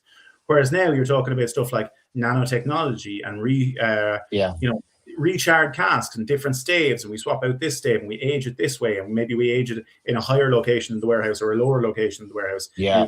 We age it on a boat off the coast of Clare, whatever it is. And there's so many. Yeah. There's so many different clips them over. Yes, whatever you have yourself, you know. So I think aging is no longer linear in the way that it used to be, and I guess that's where we aim to jump in as an independent bottler, to jump in and go, okay, let us pull out this really interesting cask, or this one's a 6-year-old we don't necessarily have a home for. And if our Blackwater was our 700 ml release was a great example of that, was that Peter in Blackwater said, this is an orphan cask. He was like, I don't really know what I'm going to do with this. This seems like it'd be right down your alley. And so there's about 5 different grains in it. It's a non-GI compliant pot still, which, you know, you're going to go on and talk about in a while. And that's where we come in as an independent bottler. And for us, look, it's an interesting time at the moment, because obviously the industry, last year was a really tough year for the industry. I think green shoots are definitely starting now, but as an independent bottler, it's getting a hugely more interesting out there for us, because the breadth of casks and the choice of casks that are available now is increasing on a daily basis. So it's fantastic. And great to see, like you mentioned earlier, the likes of Boan with a great wood program, family-owned distillery, and the nicest people in the world to let you in and to introduce what they're doing and to share what they're doing and to partner and bottle. And I think you've chosen a great collaboration here, and it's a smashing whiskey. It's the favorite of a lot of people tonight. And we look at people sharing their votes, 3-2-1, 2-3-1. You're either first or second for everybody tonight. And folks, if you don't turn that into actual purchases, may you never come back here again, because this man needs to quit his job. And Ronan, the two of them want to run this full time. Would you buy the naggins? And I mean, look, that's the thing. Look, we bottled off one cask of this. So and when you think about a single cask, people are like, 250 bottles. But no, with the naggins, it was somewhere between 12 and 1,300 bottles. So we've sold through, I'd say, 3/4 of that now in the last. Amazing! Yeah, amazing. So like I think this release for us, has been our quickest selling release. Has been our most interest. It is also our least expensive release, but I think that's where the market is at the moment. That if you can give people a really good whiskey at a good price at the moment, that's where you need to be. And that's very much what we're thinking about doing with that. Ronan wants to know what nagging you should do next. Jeepers, I don't know. I think you've got a good handle on what you're choosing already. You don't need my interference. You're more than capable of figuring that bit out. What would you like to do, Michael? Would you have a desert island nagging? I think with the idea at the start was with the nagging was with the 700ml bottles we do the newer distilleries, and then with the naggins we do maybe more established distilleries. So maybe the likes of a West Cork, a G&D, stuff that was like that you could get a really good drinker at a really good price. But so I think that's the idea with the naggin, is that if we can keep as many interesting whiskies around that kind of 30 quid mark and put it in a naggin, that's going to kind of guide us. Because the previous release, the 21-year-old, was about €45, and that is it's a stellar whiskey. But it just for us, we kind of need to sell through. We want to move on to the next release and do that as quickly as possible. And like, people are a lot more willing to part with 30 quid than they are 45 on a brand that maybe they haven't heard of before. So like, we still have a branding thing to do for ourselves, but I think the goal, we've seen the success of this. The goal is probably now to try and put as many naggins out at that 30 quid mark. That's kind of where we want to get to, I think. I think that's solid, and I think your approach to finding the unusual casks and the unusual spirits is a great one. And you're right, people don't have 80, 100 euros to take a chance on something every day of the week, but you'll find 30 is a main course and a dessert, if you're lucky, for the carvery. It's about 3 rounds. It's about 3 pints in Dublin these days in certain places. You know what I mean? So if you're lucky. But yeah, so and look, this one is available obviously from Irish Malts, from our website, and from a lot of like really good independent retailers, and that's primarily who we partner with on the island of Ireland. We've about 20 or so different stockists, north and south, and that's kind of, we work with a lot of the Indos on this. We're not listed in any of the big retailers. Like, would you email me or text me just a few of those independent in-person stores that I'll send out on email tomorrow? So that people have the choice to buy in person or online. But what is this, €30 for the naggin? Yeah, €30 for the naggin. And like I say, we've probably, we threw about 3/4 of it. So, I expect this to be gone. We always kind of end up with it, with the naggins especially. We're not the best at stock control, Barry, I'm going to be honest. And even on some bottles, I'll walk in months later to the warehouse and be like, oh, Jesus, no, we haven't sold all of that there. We found a case in the back. It's like when Middleton or somebody finds an old cask that's been there for 100 years. But genuinely, we're just very bad at stock control. It's like, oh, we do have a case of that. Great. Well, for people, the best job to get into if you're bad at stock control is probably the whiskey business. It's suited for poor inventory management. So it makes a business. It is. Every day there's a new challenge each and every day, Barry, and a lot of them are self-inflicted by myself and Roman. Lots of great new fans here tonight. Love the concept. Would love to see redacted in a 700ml. Well, you're in luck because there is redacted in a 700ml bottle, but just not every one of them. So you'll find some of those as well still available. 1, 2, 3, 3, 2, 1. Okay, lots of you have. Yeah, look, great to see the range of interests and preferences. Tomorrow's payday for Gordon, so he'll be emptying his wallet directly into your Revolut. We'll send out the links to these. We're really happy with that. This is probably the cheapest whiskey we'll ever have here, apart from Mad Marquess last month, which was what, 25, 26 euros for a blend. We don't like the word cheapest. We like to say the least expensive, because you're still getting quality. Sorry. Well, yes, Ferret de Trancé raises the branding and positioning of this, so it's the most the best value whiskey that you'll ever taste. It's probably the best value thing you could ever drink comfortably in a car park. That's kind of the vibe we're going for. To me, the draw is the hope that the purchase of the bottle is not so much as giving me a good whiskey, but that it gets you out of your other jobs. Would be kind of that would be kind of like the GoFundMe model of help Michael and Ronan do this full time. We're crowdfunding the Lambo is essentially what we're doing here tonight, Barry. Each journey starts with a single step. So we've been at this for about 3 years now, and I think we need to we probably need to up the cadence of our releases just for ourselves. But when it's not full time, it's not different. easy. It's not easy, no, and there's never been more competition for every penny in our pockets. So I get it. This is tremendous.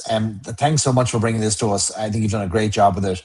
We'll send out links to where this can be bought on our email. And guys, you've seen 3 examples of whiskies tonight that come from very different businesses, from independents who aren't even full time at it, like Michael and Ronan, to independent business like Origin Spirits with Patrick at the beginning, number 1, and John Cashman and Powerscourt Distillery, a larger business, but still you're seeing 3 great examples of whiskies, 3 very different businesses, and you get to choose who to support. But do support them if you can. I think what I've always found with Three Drams and with other tasting opportunities like Cork Whisky Society and clubs is that when you start to get to know the people behind it, it always makes parting with the cash a little bit easier, unless you don't like the person at all, in which case it makes it very difficult. But you seem quite engaging and somebody we can spend our money with, Michael. So you've got that right for you. That's my goal each and every day, Barry.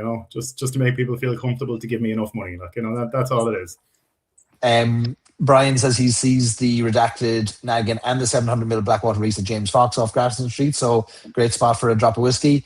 And if you do go in there, ask them if they've got anything under the counter. Annoy them and say, listen, I'm sure you have an open bottle of something else we can try as well. Maybe one of their own releases to get an extra, make it worth your while to make the trip into Grafton Street. Definitely. They always do good stuff.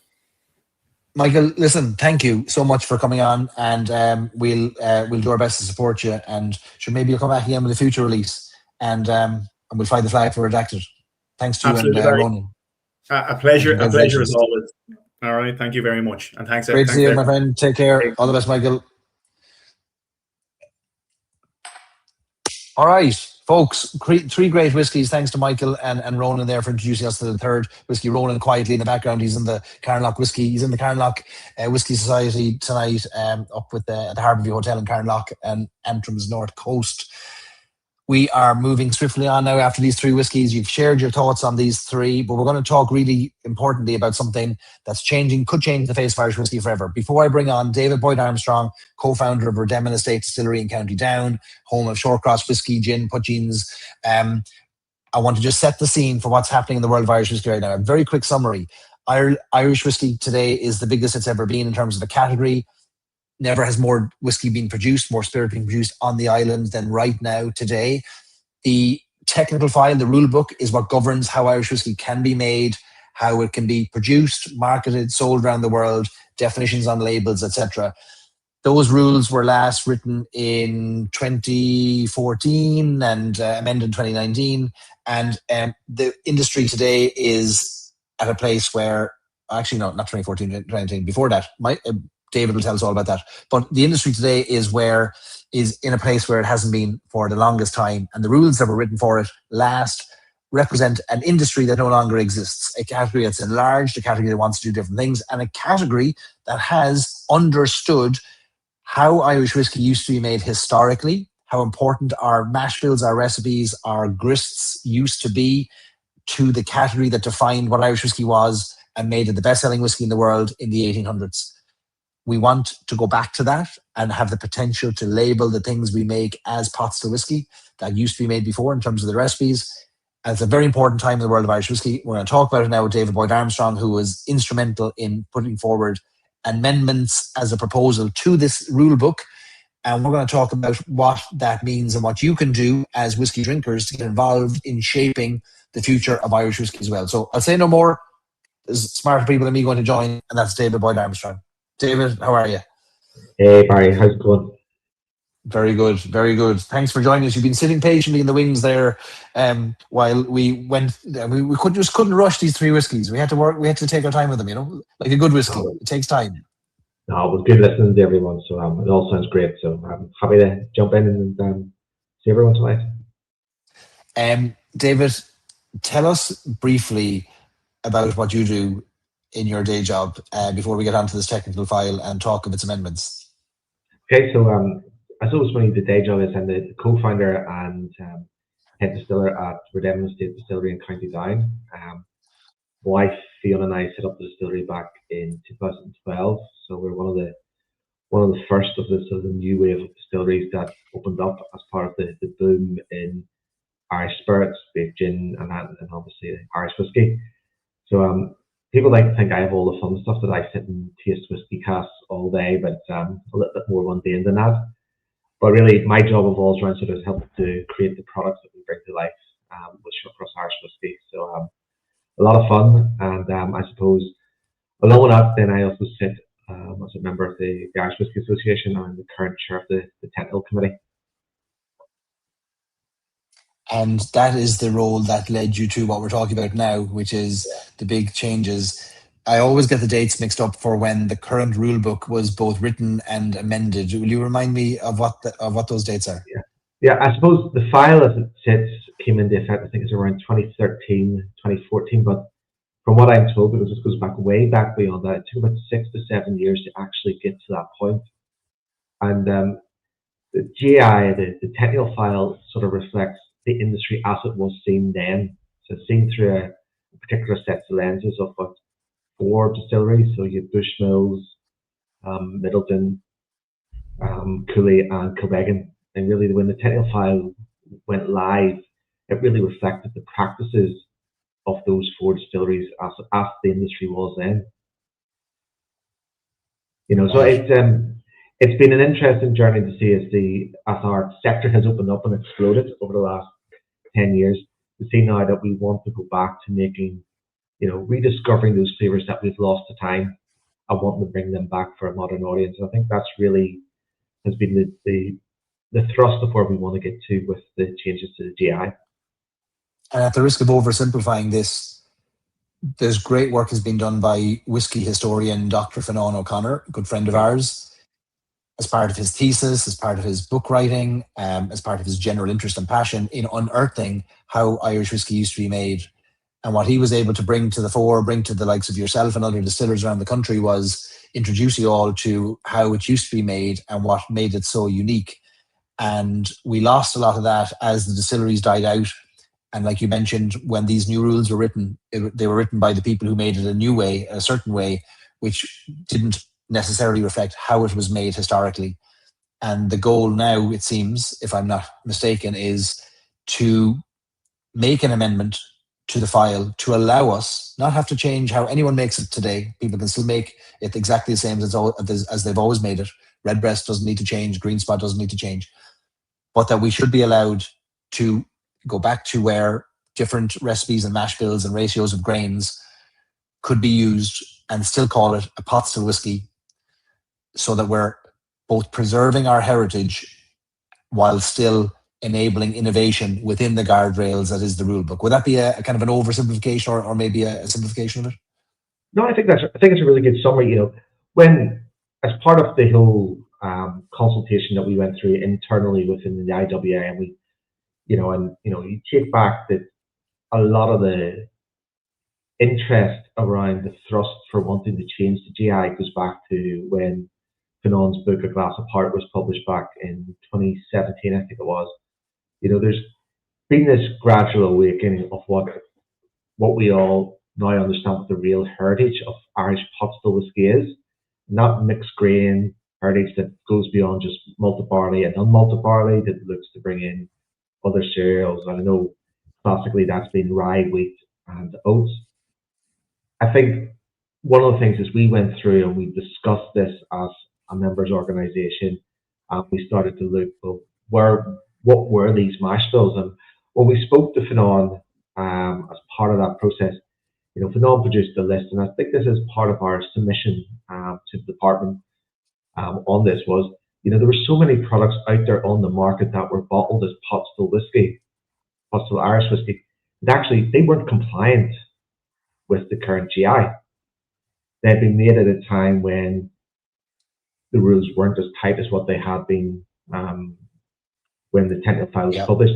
So really, once we started to go down and peel back those layers and see actually Irish whiskey as it was so much more diverse than what it had become, you know, it was a very easy argument to make that actually we really should look at expanding the GI to sort of try and recapture that lost heritage around pot still Irish whiskey.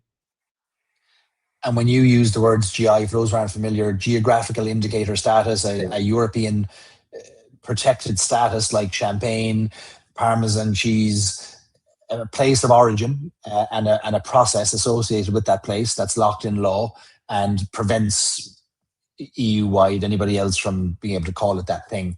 And Irish whiskey has a GI that covers the entire island of Ireland for Irish whiskey. Yeah. So for those who aren't familiar, Irish whiskey, historically, we look at this golden age of Irish whiskey, kind of 1850s to maybe 1890s was this period where Irish whiskey was the dominant whiskey globally. There was some writing on the wall that it may not be all plain sailing ahead, and we'd later discovered. But that style of whiskey that went around the world, labelled as Irish whiskey, is what we call pot still whiskey. It became known as pot still whiskey eventually.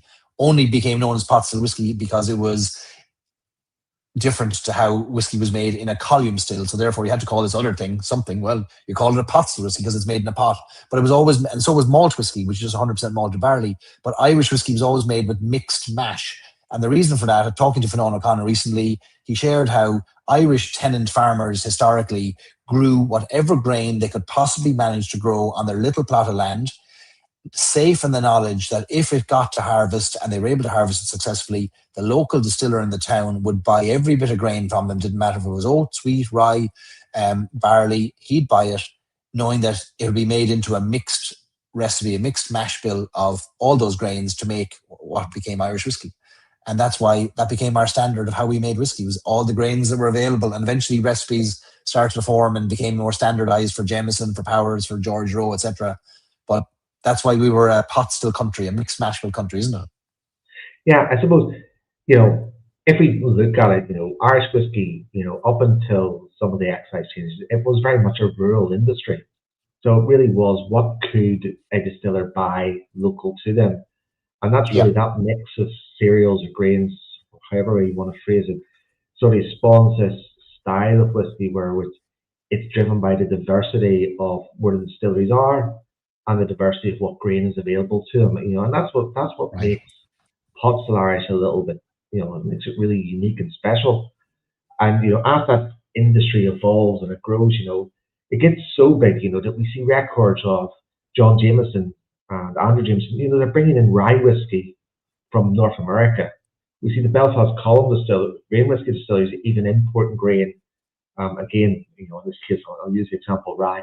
So this mixed mash bill heritage fuels something that starts local and then becomes a much more global exercise. Yes. And it really is the hallmark of the Irish whiskey industry, not just on what we do in Ireland, but the influence that we have in North America. You look at American rye whiskey, American bourbon, they're all mixed mash bill recipes, and that real heritage of using multiple grains really all comes back to the epicenter of what is Ireland in terms of whiskey production. And pot still whiskey for us is the flagship of that style of making whiskey. And so to see the interest in reviving this unique style that really is truly unique to Ireland and wanting to bring that out, I think, there's so much of thrust and goodwill to see that. I think it's a really exciting time for the Irish whiskey category. There are a number of smaller technical changes to the file that probably it doesn't behoove us to go too much into detail on them, specific to production. But the main thrust of this argument the proposal is that the current ratio of grains permits only up to 5% non-barley grains. So wheat, oats, rye, only up to 5% could be used in a pot still whiskey. The proposals that are put forward is that if we're to at least reflect how we always made it historically, at least reflect that, don't mind innovation, but at least reflect our heritage, we should be allowed to include up to 30% other grains, whether that's oats, wheat or rye, in any ratio we want. And that is the main proposal. And what do you think that will allow the category to do, David? If that is, it looks like there'd be no reason why that shouldn't be an amendment that does get made, fingers crossed, but what will that do to the category and to whiskey making generally? I think it allows the distillers to really put their own fingerprint on what pot still Irish whiskey could be. You hear, in Scotch there's always this, this marketing term to say, we've got three simple ingredients. We've got malt, water, and yeast. But Irish whiskey has never been really that simplified. It's always been this shift in form. So I think, we will see that, there will be distilleries that specialize in when it comes to their pot still, about maybe using a trio of oat, sweet, and rye. There may be others that specialize maybe in just one of those cereals, but really with that depth and diversity to start the types of pot still whiskey that are there. You know, at the minute we all know and love what Middleton has done. We've seen other distilleries starting to release their own take on what pot still Irish whiskey is. So I just think it adds such depth, diversity, and colour to what we can do with pot still Irish whiskey. I think it gives it a real opportunity, you know, to bring and showcase that to the world. So for me, it's the change to the 30% from 5% to 30% on the other grains. You know, as this was discussed and as some of the historical evidence that Fionnán O'Connor presented was really when you decimalize it all down across the board, a third malted barley, third unmalted barley, and third other cereals provides a framework on which we can produce a modern interpretation of what pot still Irish whiskey is, but also stay true to our heritage. I was trying to wrap my head around the efforts that were put into this for quite a while, and as somebody who markets whiskey overseas and around the world and tries to explain the styles of whiskey we have in Ireland and how they're different to Scotland, single pot still was always maybe a troubling thing to share and for people to understand. Single always threw people, and then pot still, it just is a tough definition. So my argument historically was, why are we wasting, I don't mind holding my hands up and saying, why are we wasting our time arguing over the definitions here? We already can make this style of whiskey, just gets labelled Irish whiskey. And Fionnán put me right, as he should have, and said, we have to think about what we're all about in this industry. If we're not protecting our heritage, what have we even got in the future? Why do we not, shouldn't we be holding on to something that made us who we are rather than worrying about the ease of communication of a style today? That's less important than protecting and preserving the very thing that made us unique. I thought that was a great way of telling me to go F off. Yeah, well, Fionnán's very elegant with his words on it, but it's true, you know, it is something that's unique to us. And, you know, on this island, you know, one of the things that we do really well is we produce magical food and drink. And it doesn't matter if it's whiskey, beer, cider, beef, whatever. We are really good at food and drink. But culinary, our contribution to the whiskey world is pot still Irish whiskey. And to see it come back and people and producers wanting to bring back that full array of colour and that it brings to what we do, I think that's something that people don't appreciate. You know, it's more than just barley and unmalted barley, but when you start to add these other cereals, you're adding nuances, you're adding flavours, aromas, you know, you're bringing back something really special. And, you know, so much of what made Irish whiskey great has been lost to depths of time. So for us as an industry, wanting to bring back that heritage, bring back those flavours that we have lost to time, I think it's just such a positive thing. And really, you know, people have to understand as well is Irish whiskey isn't Scotch that's made in the island of Ireland. Irish whiskey is its own thing. It is its own life. It is a much broader palette and family of flavours and aromas than what you see in any other whiskey style produced elsewhere in the world. One of the, so this process of making an amendment is not a simple, hey, government, just rewrite that line, please. There is a long, protracted process, which I suppose, you know, both frustrates, but also maybe protects the integrity of the process of trying to make changes. Involves first you all making submissions and agreeing on a submission. Next, it involves the government reviewing it, and then collating those submissions into a packet of information that then gets shared back with the public to have the public weigh in as part of this. Whether that's ceremonially to get the public involved or there is actually input being gauged or weighed up from the public. It's now at the stage where a public consultation is available. So what can the public and our fans or whiskey fans here tonight, like what can they do to weigh in on this? Okay, well, look, I think it's very important that, you know, the Irish Whiskey Association, we set out our proposals, we submitted them to the department and they're available for everyone to see as part of the public consultation. So for those that are passionate about it, you know, it's an opportunity to say, as a consumer, do we agree or disagree with what the proposals are? Now, the opening of the technical file isn't just about single pot, so there are elements in there that affect what the industry would like to do with grain whiskey. There's certain elements that we like to do with malt. You know, so I think that it's a broader piece about making sure that the rules that govern how we make Irish whiskey are not just fit to protect the category, but are also fit to allow us to develop the quality and global reputation of the Irish whiskey category as a whole. So for those that are interested, you know, the opportunity now is to take the time to read what the submissions are and to reflect then against the 6 questions that the department has put to the public as part of the consultation. Beyond that, the department, along with HMRC in the north, they're going to review those consultations, and then they will determine which of those, based on those consultations, which changes they're prepared to take forward to the EU to change the file itself. So it's all around understanding what these 6 questions mean. And these 6 questions are written in a way to ask the average person on the street, do they think that there's a need to change? And if there is a need to change, will it detrimentally impact or positively impact Irish whiskey as a product? Right. And I do recommend everyone reading the submissions. They're all available for public viewing.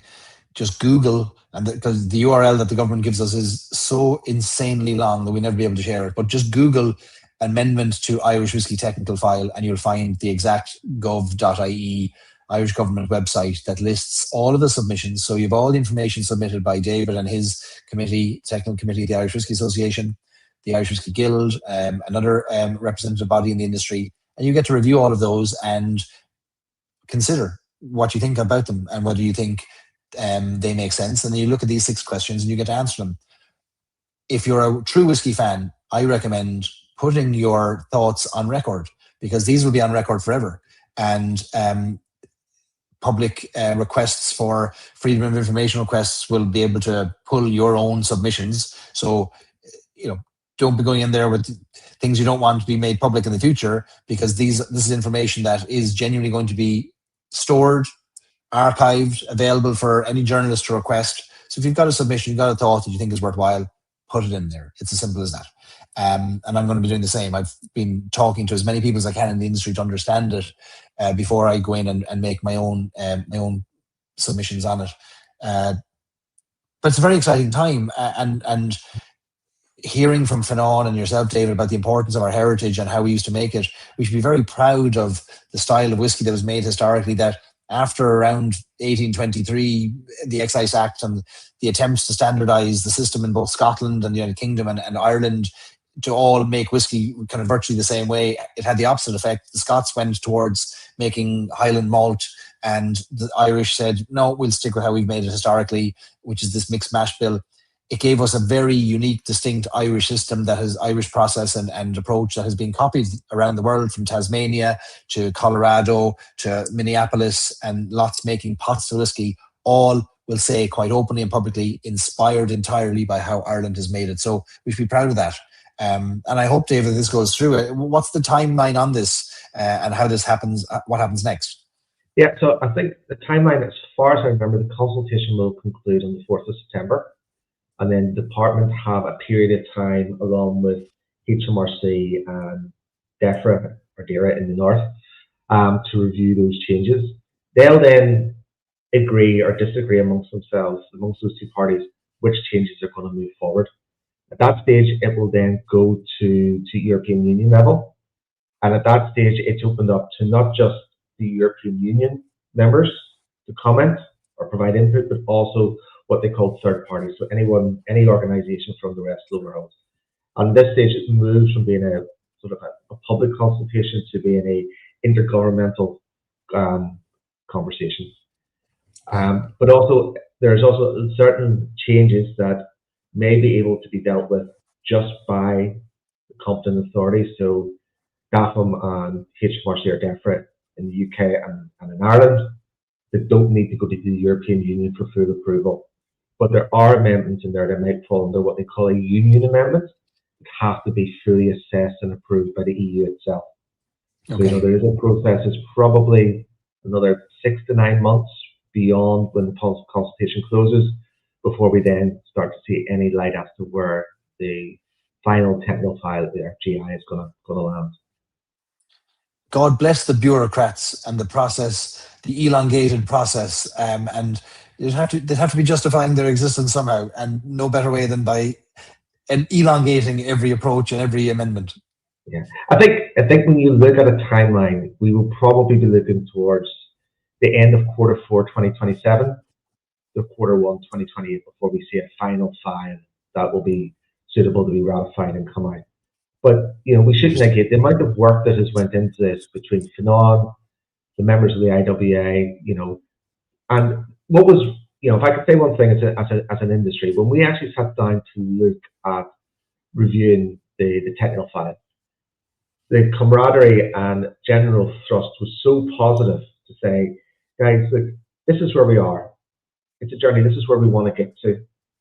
And if we get there in a collaborative way, there's no reason why we can't see the GI and technical file open up to include our aspirations for what we want to see as a style of product, but also where we want to see our industry. So I think we will get to where we need to get to. Yes, it's 5 years since we submitted the changes, but now the momentum's building, and I just think it's a wonderful opportunity for us to see our category grow, to see it develop, and really to do something really special, because what we make in this island is absolutely phenomenal. It's a world-class export. There's so many people, not just about the distilleries, it's about the bottle suppliers, the label makers, the design companies, the marketing companies, the farmers. There's so many elements and people involved in what we produce, what we do to produce world-class Irish whiskey. And then see that grow and develop. It's only a good thing for everything that we do. So I think it's a phenomenal opportunity, Barry, to really put Irish whiskey back on the map in a really positive and exciting manner. It's great to see it, and kudos for all the work, the hard work, and the effort. I know the thousands of hours that have been put into this. The good news on the other side of that, though, is that even though it might take another year and a half to see the documentary proof of this and the changes, whiskey is currently being made to this amendment ratio and to this. So once the amendments come in, it's just a matter of saying, right, well, this whiskey that we couldn't call pots of whiskey before, we now can, and we don't have to wait another 3 to 5 years to see that in the market. So I know a lot of distilleries have been producing currently non-compliant whiskies in the hope that this would change so that eventually before they bottle it would become compliant. Yeah, I think that's one of the things when we set out on this journey. The IWA, one of the first questions we asked was, like, we're going to be submitting these changes.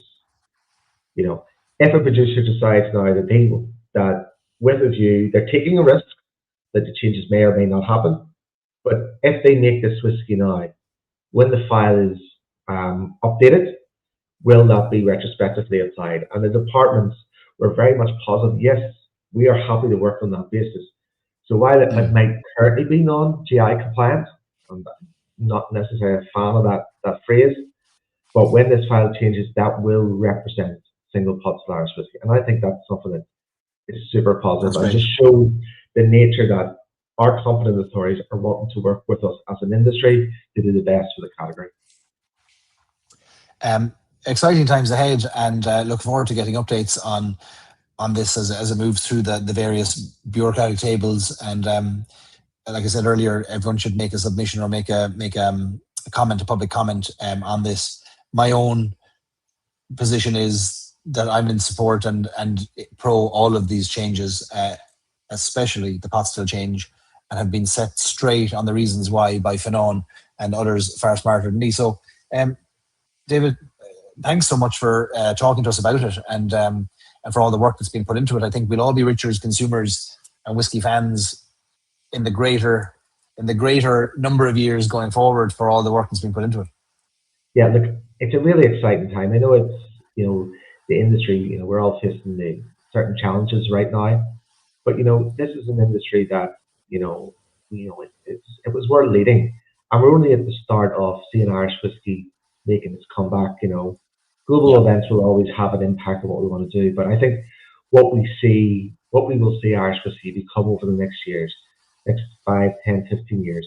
It's so exciting, you know, and elements like this with technify. I know some people say it's bureaucratic, you know, it's overreaching, but it's those rules that help protect us, give us a quality reputation, and we'll see Irish whiskey really shine on the world stage. So I think it's really, really great to see this, where it's the direction of travel we're going. And in one sense, there's so many catalysts behind why we've seen this resurgence and love for Irish whiskey, single pot Irish whiskey. But I would love to ask Fionnán O'Connor, and he is a friend.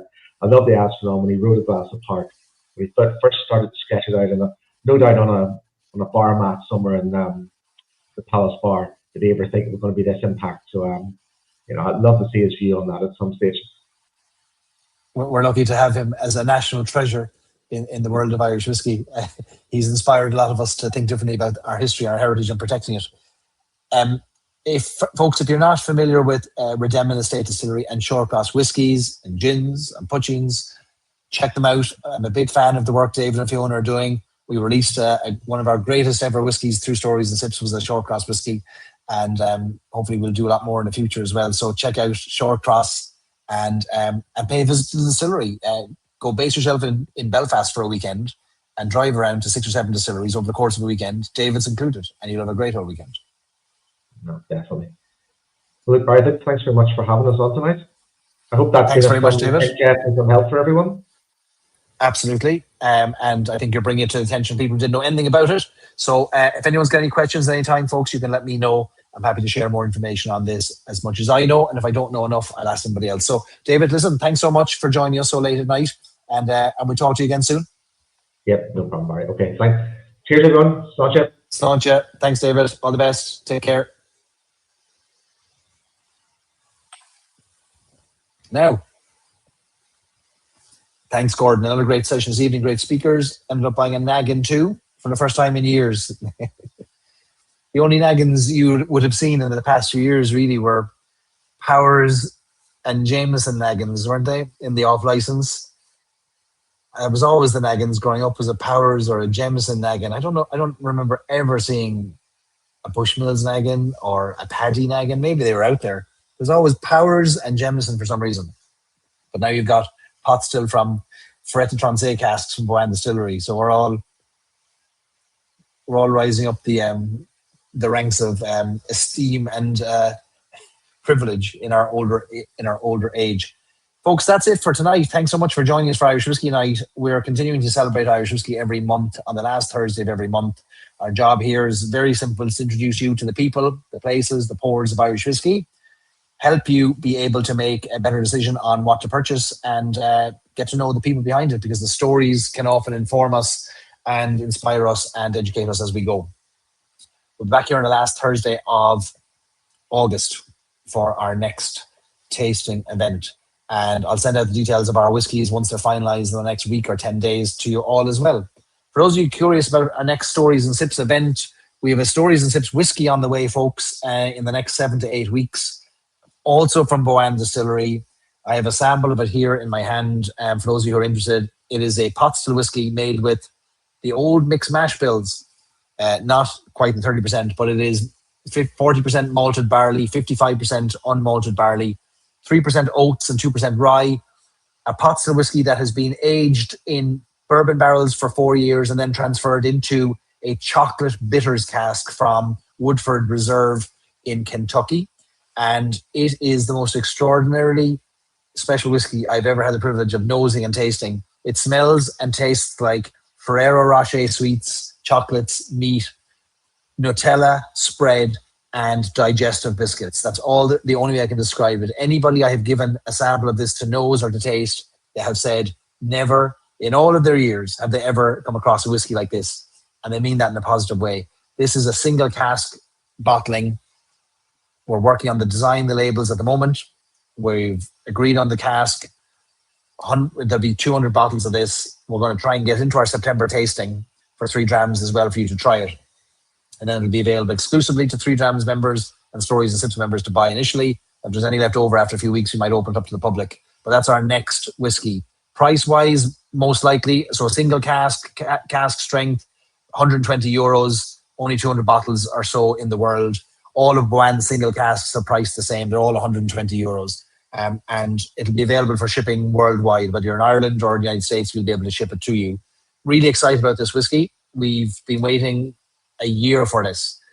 First nosed and sampled this in the distillery when it was just a month in the chocolate bitters cask. You could smell the cask before it was even opened. I smelled the chocolate notes coming through. Honestly, it's like you open a jar of Nutella. That's what it was like walking through the warehouse and detecting this cask. And as soon as Peter Cooney opened it up and I sampled, I said, Peter, how do we get this into a bottle? It was just extraordinary. It's been a year of work behind the scenes to get to this point of the bottle being ready, Boan being ready, us being ready, the market being ready. But we've pulled the trigger on this, and we'll get you to sample it in September, and then it'll go available for public sale or for sale to our members through Drams and Stories and Sips. All right, that's what's coming next. We'll share more details by email. Thank you for a great night. Thank you for your support. Thank you to Patrick Shelley from Origin Spirits, John Cashman from Powers Court Distillery, Michael Cowman from Redacted Independent Bottlers, and David Boyd Armstrong from Redemna Estate Distillers.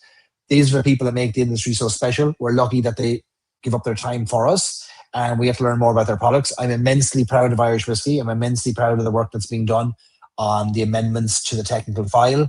I think we'll be richer as a category for it, and I'm really looking forward to seeing how that moves through the system over the next year or so.